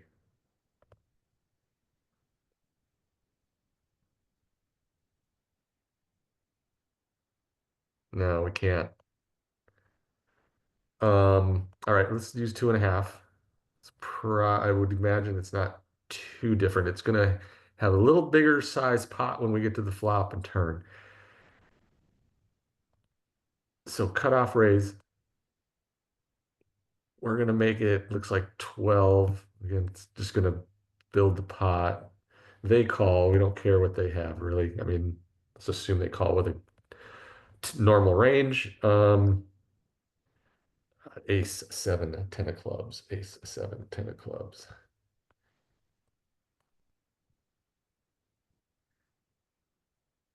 All right, what does he like for c betting? So B50, B33.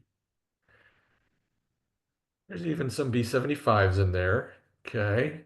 So I know I talked myself into a bigger size based on the player. So let's say we go with the B50 and they call. If they had king jack of spades. So there's, yeah, I mean, it's indifferent, but it still gets in there. And we get the queen of, what was it? Clubs, right? Yeah, queen of clubs. Now, what do we do? Yeah, check. Checking our ace kings. Yep, okay. They bet though, and so now we're kind of off the reservation. Let's assume what would be a typical size? B50 would be typical, would be their preferred sort of normal size, and our ace king certainly not folding, right? Nope, not folding. Wait, we had ace king off, didn't we? We don't like having the ace of clubs because that blocks their bluffs. But yeah, we were right about checking the turn.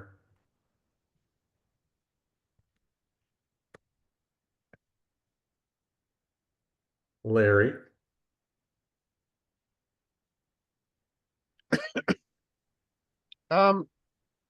So dead small blind. Ace 6 can RFI. Ace king should be, okay, limp. I would go to like 4.5 or 5 big blinds here. Well done, hero. Ace 6. Yeah, they should fold. They call. All right, we're playing the part of hero, Larry. Okay, so this is the classic issue with calling an ace like this deep and downloaded. So you get to go ham here, and you want him to have ace queen, there's jack. Excuse me. So I would like B50 or B75 here. I want a max value from like ace 10, ace jack, ace queen. It doesn't know how to fold. If he calls you B50, not the greatest turn. I think I go B50 again. I can understand why we're checking. This calling range is going to involve a lot of diamond draws, but the ace of diamonds is on board, which is important. I'm not folding to this hot size bet. I'm gonna call.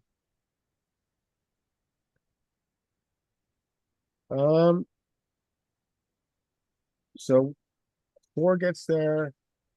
The diamonds miss, so I'm gonna check. See what he does.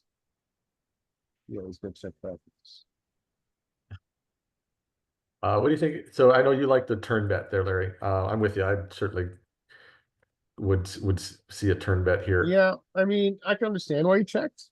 And it made you more money because he semi-bluff bet you. But I think the ace of diamonds is important. I don't think I'd do it without the ace of diamonds on board.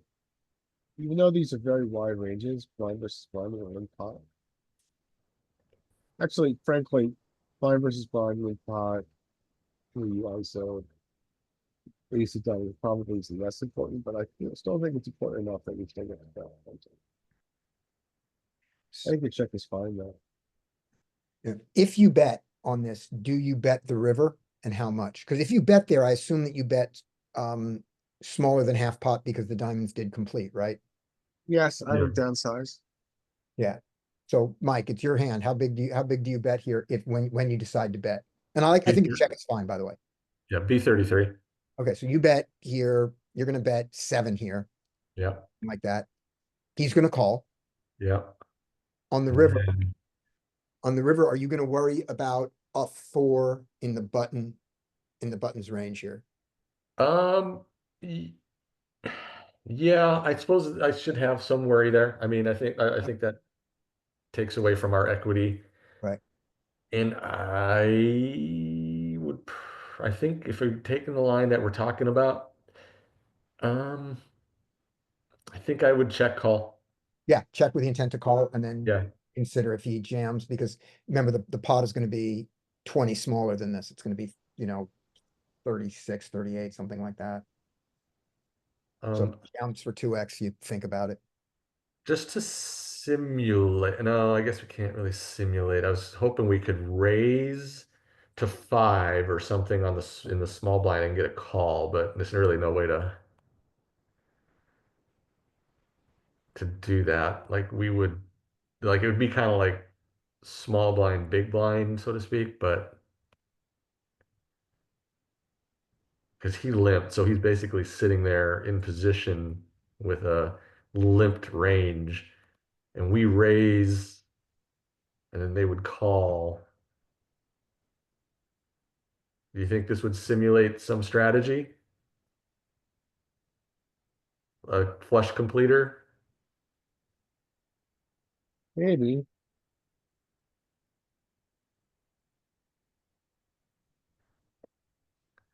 So we'd have our ace king here, checking a lot. This is off. Yeah, I wonder if this is because we know these ace low low type boards do often get checked a lot. Yeah. What did we do? We bet, right?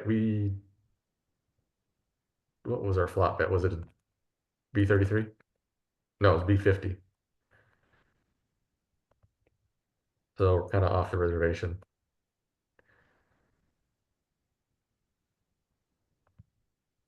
And the queen of diamonds. Let's just see if this gives us any indication of bet sizing. You know, yeah, the smaller B33 is sort of Yeah. but who knows if this is going to be just weird strategy I mean, differentiation. but even in that situation, you notice how much the ace king chose to check there. So Yeah. both are Yeah. good. Makes sense. That Larry? Yep. Scotty. All Oh wait, right. Skate's still here? Yep. You're up, Skate.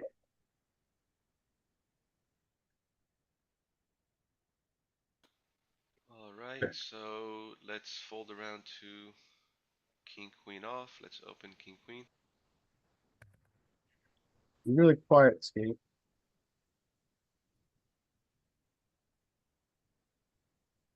Okay, that's why. Hello? Yep, got you Yeah. better. I forgot I unplugged my, Alright, so, yeah, so open king, queen, and ace 8 in the big blind off should fold to 3. I'm with you. It's All got right, we get it's got a sliver of re-raise, but it's a massive fold. so the small blind decided to call. Ace 8 is definitely a fold now. Yeah. So you're going to see a flop, Skate. You're going to play the part of villain 9, king queen. Check to you.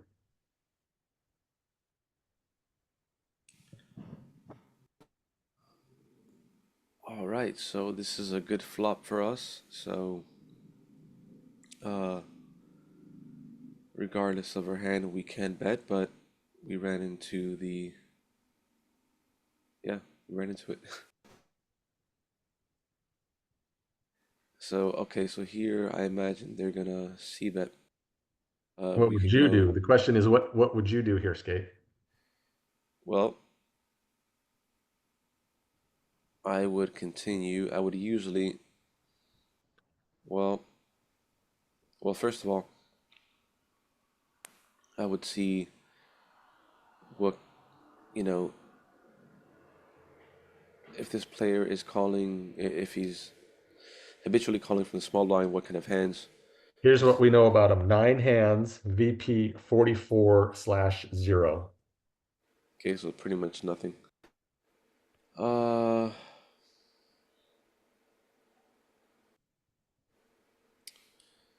what would I do? Honestly, here, what would I do on an ace high flop with king queen? I'm gonna check back and see what happens on the turn. Yeah, I think you can do either. I think you could C bet or check back. I'm with you. They Yep. decided to check. Now you're facing a B50.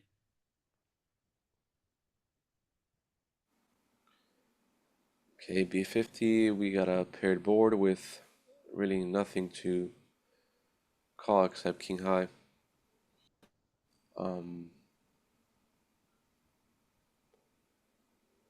You know, the only draw out there is really the back door, which is yeah, I'm gonna fold my king high. Yeah, it's probably okay. I think if for some reason we did this, got it to solver, I bet king queen's indifferent to this, and you have the nut no pair, so it probably is going to call at some frequency. But yeah, I think folding is just fine. Yeah, because Anybody disagree? Do you think king queen is just a pure fold or a pure call? I mean, Gotti or Larry? Oh, I think it's a pure fold. He has aces in his range. I mean, he's not the big blind, he's the small blind. He You has mean suited, he has ace X in his range, not aces. yeah, not pocket aces. Yeah, yeah. He a reasonable player who has a flatting range in the small blind has middle suited aces in there. Yes. A bad player who has a flatting range in the small blind has offsuit aces there. Yeah. Yeah. I think versus population, you're right. Now, so here's another argument maybe against that. And I do this, and it's, as we can see, it's probably appropriate for this hand even, is when we get a player that calls in the small blind, I often just assign them a big blind range. Like I don't like I'm not thinking in my head, okay, they're playing a legit small blind flatting range here. I Okay. assign them a big blind range when they do this with, probably some favorability to some of the bigger type cards, but pretty much, right? Sure. And the big blind range has middle suited aces in there. they do have middle suited aces, but they also have a ton of other stuff. Yeah, they do. Yeah, so this can be a thin value kind of bet. So yeah, no reason to call the king high here, in my opinion. And I just want to, for my own edification, as if we were doing this in using a big blind range, I'm curious for myself, Okay.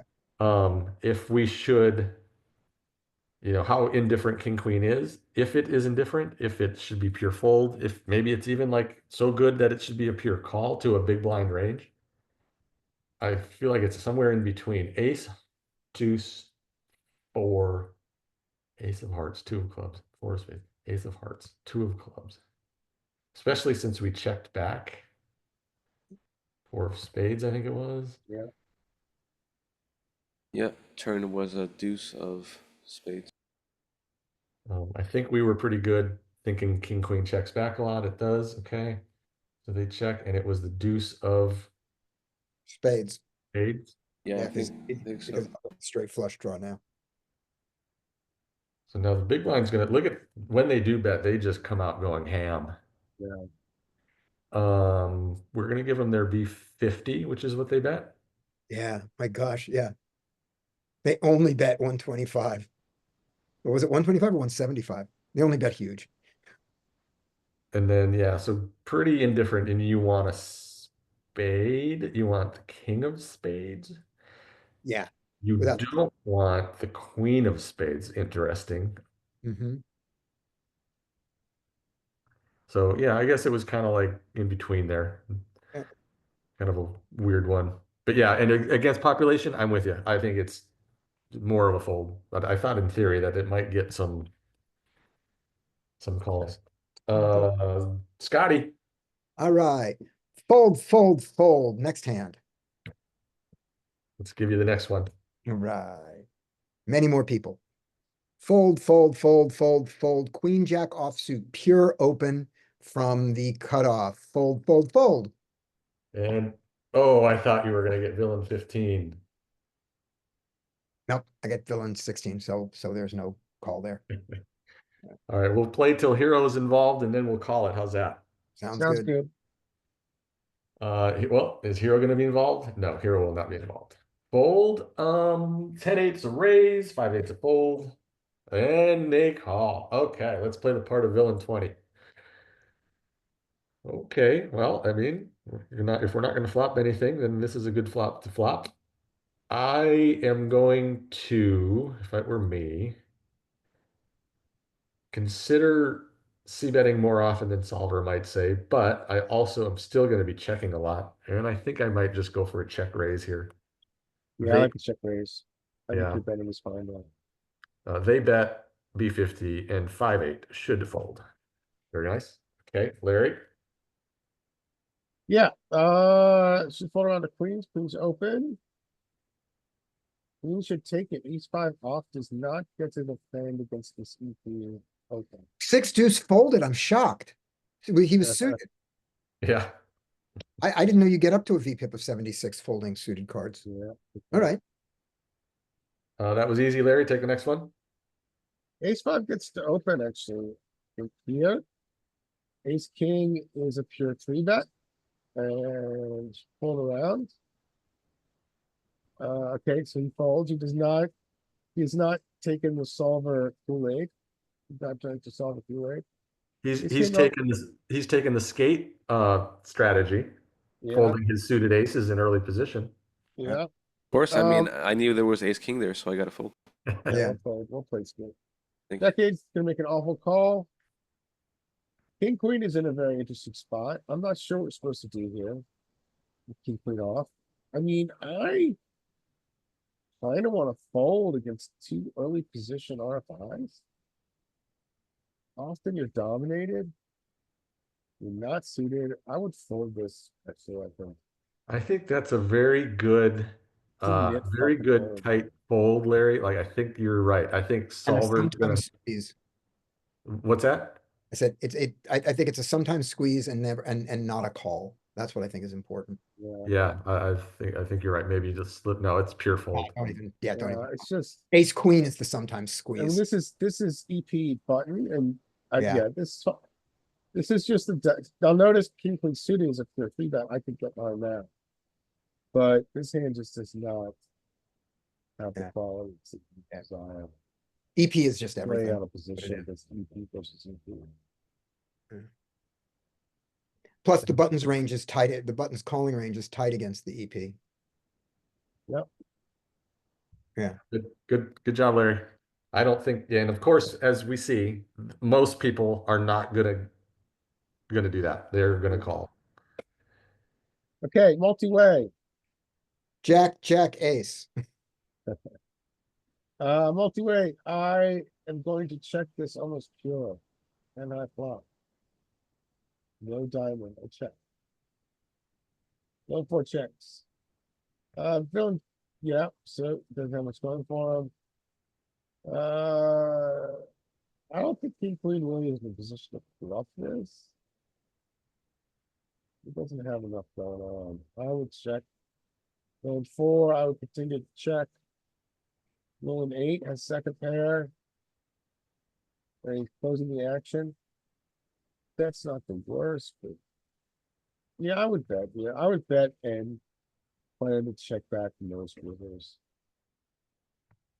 I would take the betting lead. So, yeah, he takes it. I'm curious, can you go back one? Just curious for the spot outside. Yeah, that makes sense. Okay, thanks. And once again, play is rewarded. Yeah. Very important. Yeah. Skate. All Gate or right. die. So I imagine it. So 6-5 this early. I do not think we get opens. Yeah, no, we're not gonna get opens. It's probably gonna be maybe some like 9-10, maybe even Jack 10 plus. Whatever. So let's fold around to the small blind, which should open. Ace Queen. It's at 3. Okay. Yep. 6-5 is going to have very tiny sliver of raising over there. Okay, well, we got a raise from villain 10. Now you're in the small blind with ace queen. What are you doing? Okay, we could go to about 9 or 10. Okay, standard size would be 11. Wiz wants you to go 12. Ooh, They just call. Interesting. So now we're in two. I don't ace queen off get any calls in the. I mean, I know none of us do, but in the big blind? no small blind. No. Boo, it's Yeah, offsuit. no, I know none of us do it. It was a hijack. No, it's cut off. Let's It's find cut out. off. I don't think it's gonna. Yeah, tiny little bit sliver, but yeah, okay. Just no. Yeah, I mean, none of us do it. Yeah, if you're gonna have a call, if you're gonna have a calling range in the small blind, make it the suited side and don't make it the offsuit side. Now, okay, that's going to change though, Scotty, and here's why. To different positions. Okay, show me some Um, where we do offsuit calls. Yeah, look at this. Let's say like really early positions here. This might even get folded. Yeah, that's folded. Let's go. Yeah, so there's an ace king there. Okay. But I mean, in general, if you're gonna develop a calling range, I think across all these, you're focusing on the offsuit side. I mean, the suited side. Yeah, some Yeah. ace king.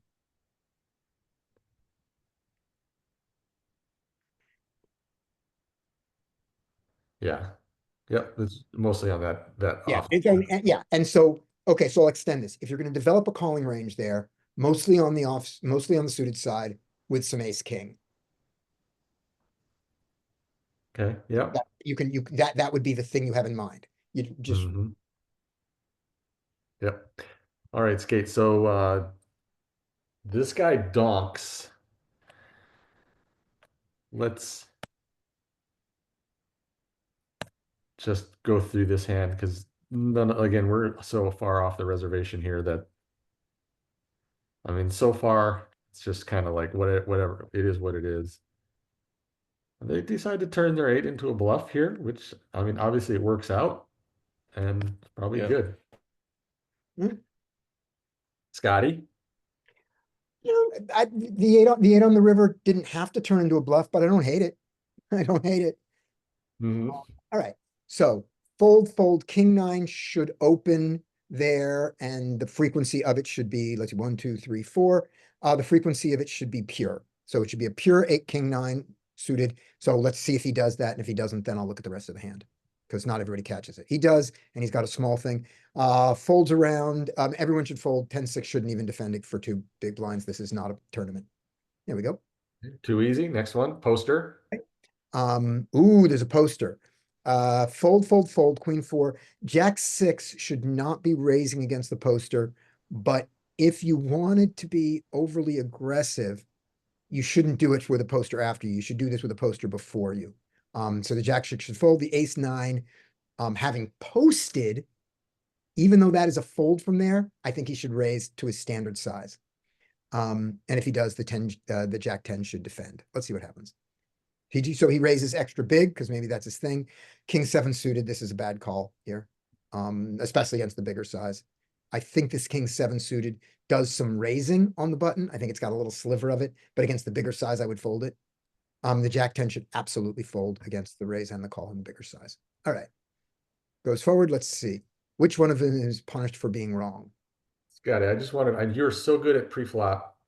Hijack ace 9 is that cuspy one, right? There's going to be some raising. Yeah. Okay. Yeah. 50-50. Yeah. And given that he's there, he should just raise it to his standard size. You know, so it's like, once you've put in the one, it should be 100, it should go 100%. All right, Looking Um, at that 3-bet on the button. king six king five and king nine have it, not king seven, so I got it wrong. But I would still, against the bigger size, I would go away, I would make those go away. And lean on my better world. And mistakes are punished. I mean, but I'm sorry, good play is punished. And mistakes are rewarded. He can go into check call mode with his ace happily. He can bet it either way, but it should be small. It should be smaller than that because of the flush. He should be betting about a third pot. There's nothing the king seven can do wrong here. Whatever he feels like. Sure, great. You have the nuts. Do that. All right, let's see what the ace nine does.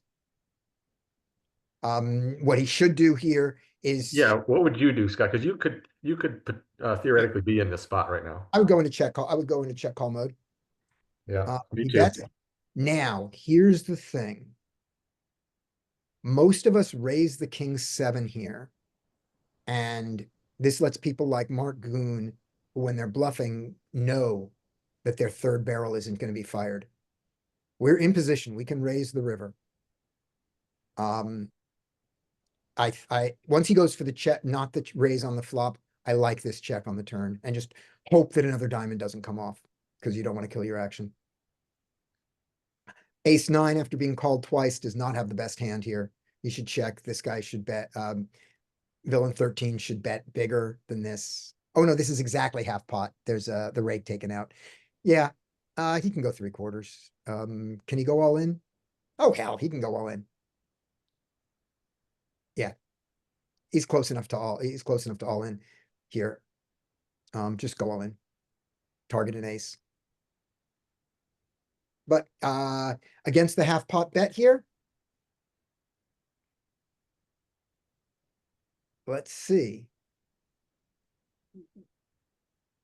He just called pre-flop. The aces I beat. So what value do I beat? Ace deuce, ace five, ace six. That's it. Ace deuce, ace five, ace six is all I beat. I lose to all the other aces, even if they're overplayed. I lose to all the flushes. I lose to, are there other two pairs that he can have? He can have 8-7 and play it this way. Now, what diamonds does he get here with that are not, what king of diamonds does he get here with? Offsuit king. Very few. Fold. Yeah. And I think I'm with you. None of us here would have bet this turn. Certainly not to that size. But once again, yeah. And the thing, the funny thing about this is all those undercards to his 9 are terrible. He would rather see overcards to his 9. Because then at least he's beating the smaller aces. Yep. Yep. Okay. Mike is up. We got an ace king is going to raise and take it. Oh, it's king 10 suited. I mean king 2 suited. No. That should be a. Well, do we call every suited ace from a low or suited king from a low jack? I don't No, think so. king just suited against the low jack it calls about 25% of the time. It's a good fold. Yeah, I'd fold there. All right, that was easy. But if I wouldn't fault him for calling. I'll take a second since that was so easy. 7-8 has some raises up there. I don't do it. And King Jack should if he doesn't. They don't. King Jack raise. All right, ace 5 suited. I am 100% 3-betting this. I doubt this player does. Oh, good job. Yeah. He makes it on the small side though. I would make it 11, but 10 is fine. And the King Jack off on the button to a small blind, smaller 3-bet. This one might be closer to a call, or excuse me, might actually have some 4-bets. But the population, I would fold. They do the 4-bet. I want to check this because I think button small blind I might be off. Scotty, you're good at this. What do you No, think? I don't know. I don't know this. I have not studied this range at all. I don't know this one even close. Dude, that's gonna give us the big size. The only thing I would say is that I'm gonna guess the king jack off does almost no calling. I think it's raising and Yeah. folding. Yeah, good. But good call. that's from just, Smaller. This is what we want right there. So button 10 big blind, 3-bet. Let's see, king jack off, 4-betting, still sliver, little sliver. but look at all that, look at all in this. This is where the violation comes. Against in this particular thing, we can call ace queen and king queen and ace jack on the offsuit branch against a 3-bet because we're in position. And we're the widest, we're in the widest of this range, you know, the button versus the small blind as opposed to the cutoff or anybody else. Yeah. So that violates the, you know, just the fierce you know, the sort of no offsuit heuristic. And guess what? We're gonna see in the charts that ace 5 gets to go for a 5-bet jam here. I'm gonna predict that this player does not. Does the ace 5 have any calls ever, or is it only jam fold? I bet it has. To this size, this might be. I think chart's gonna say this raise should be to like 21. Yeah. So maybe those extra 3 big blinds makes a difference. Let's take a look. We did this. Got to the button who goes to 22. Okay, so 22. Not quite 24 and not quite 21. Pure. Oh, oh, Calling these if you decided to 3-bet these. right. So what that means is if you call the ace 5 suited, you're not GTO wrong. Yeah. Because you know what I mean by that. You're probably staying within the boundaries, so to speak, the combos. You might, if you're not, yeah, as long as you're still shoving the appropriate amount of other cards, of other combos. Yeah. I know this is just the one that I always use. I just always use ace 5. Like this, if this were me, it'd be a jam. It's like the one that I never miss. All right, Larry. Yeah, Ooh, Hero might get to play a hand. yeah. Ace 4 gets the R5. 2-3 is a fold. You're forgetting about Eights are not. Oh, eights. Oh. It's a little early for this. It's early. They exist. They're mostly a fold.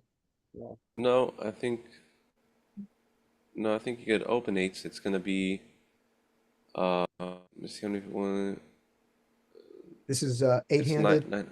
nine hand. No, yeah, Is this 9 or 8? How many people are there? I think This this is- is 9, right? Nine-handed, the eights are like 12.5%. Yeah, They're Larry nailed it. It's a low frequency open. Oh, okay.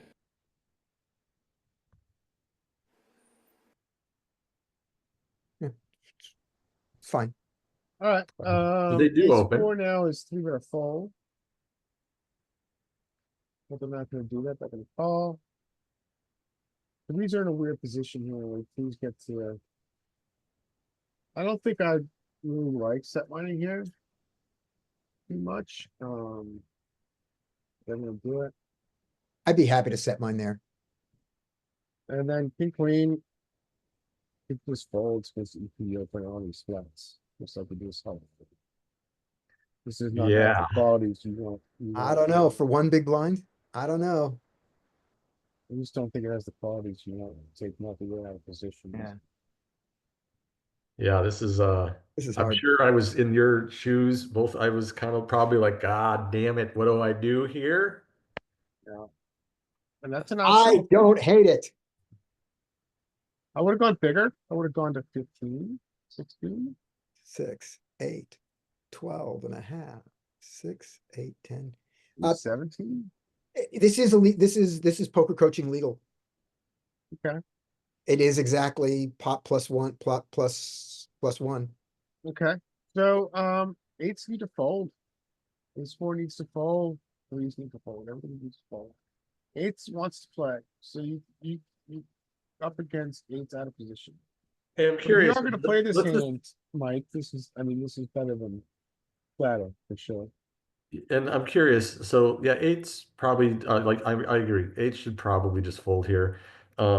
Ace four should fold, but now let's assume they did fold, the eights and the ace four. What about threes in position, closing the action? 10.5 more. So the rule of 15 is Well, here. I mean, yeah. the rule is, can you make 15 times what you need to invest? I think is the rule. And you can't. You can make 9 times. So I think it's a fold. Larry, I wouldn't count that as 9 times. I would count it as 10 to 11 times because remember the money that's already in the pot from those two. That's a good point.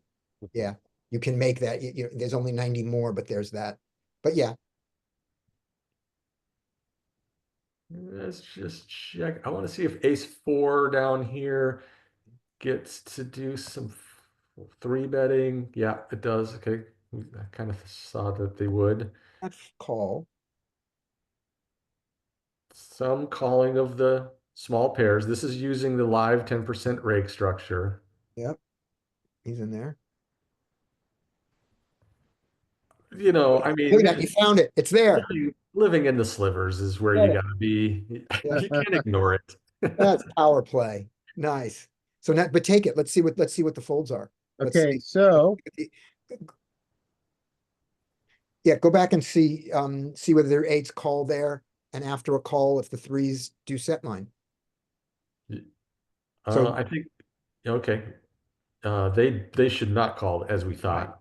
But Yeah. I was thinking But queens do. if they folded, but let's see if they call first. Okay, then we know ace four folds. Now, does the threes? No, of course they're not even in here. But I was thinking more along the lines if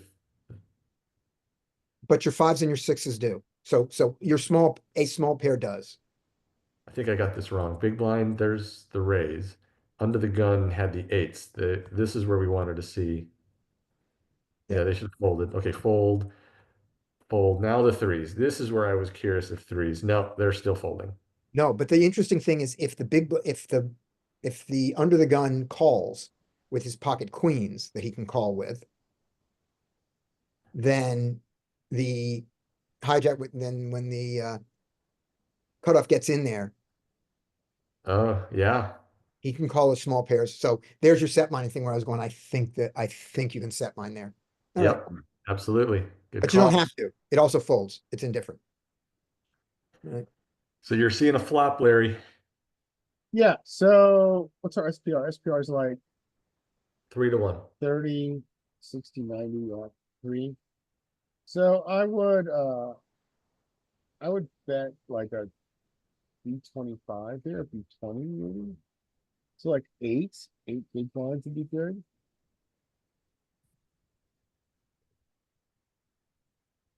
Hero chooses to do what? He checked. We're okay with that. Just checking Here. out the position. Yeah. Hero chooses to check. Going 16.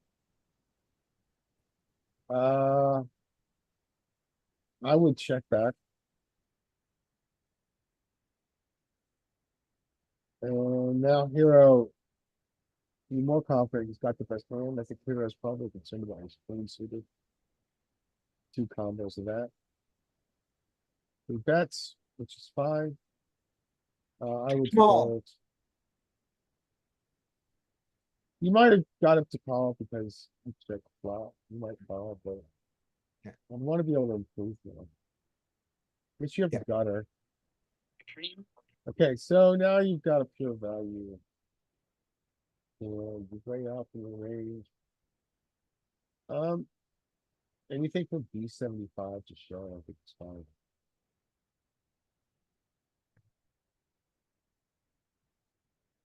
Good hand. Okay. The flop was, kind of a questionable one. Yeah, I might bet. I mean, you are, I'm kind of thinking this is like a for that pot, because you've got a very strong range. Yeah. You know, we're in the bluffing region of the range, but we got a very strong range, so I would better lock it. My Scotty, argument, like, Oh, Scotty go- like the bigger bet on the turn. You're looking to get stacks in, you're thinking, Scotty? So no, bet bigger. I like the bigger bet on the turn because of the double flush board Yeah, that's a good point. and because of the straight draws that appeared. A 6-8 is there, but he doesn't have 6-8. But 10 jack he can have. And so now that he has draws, I want to bet bigger. Yeah. Okay, Yeah. all right. Good session. I'm gonna stop recording, guys. See you Monday, regular stuff, regular.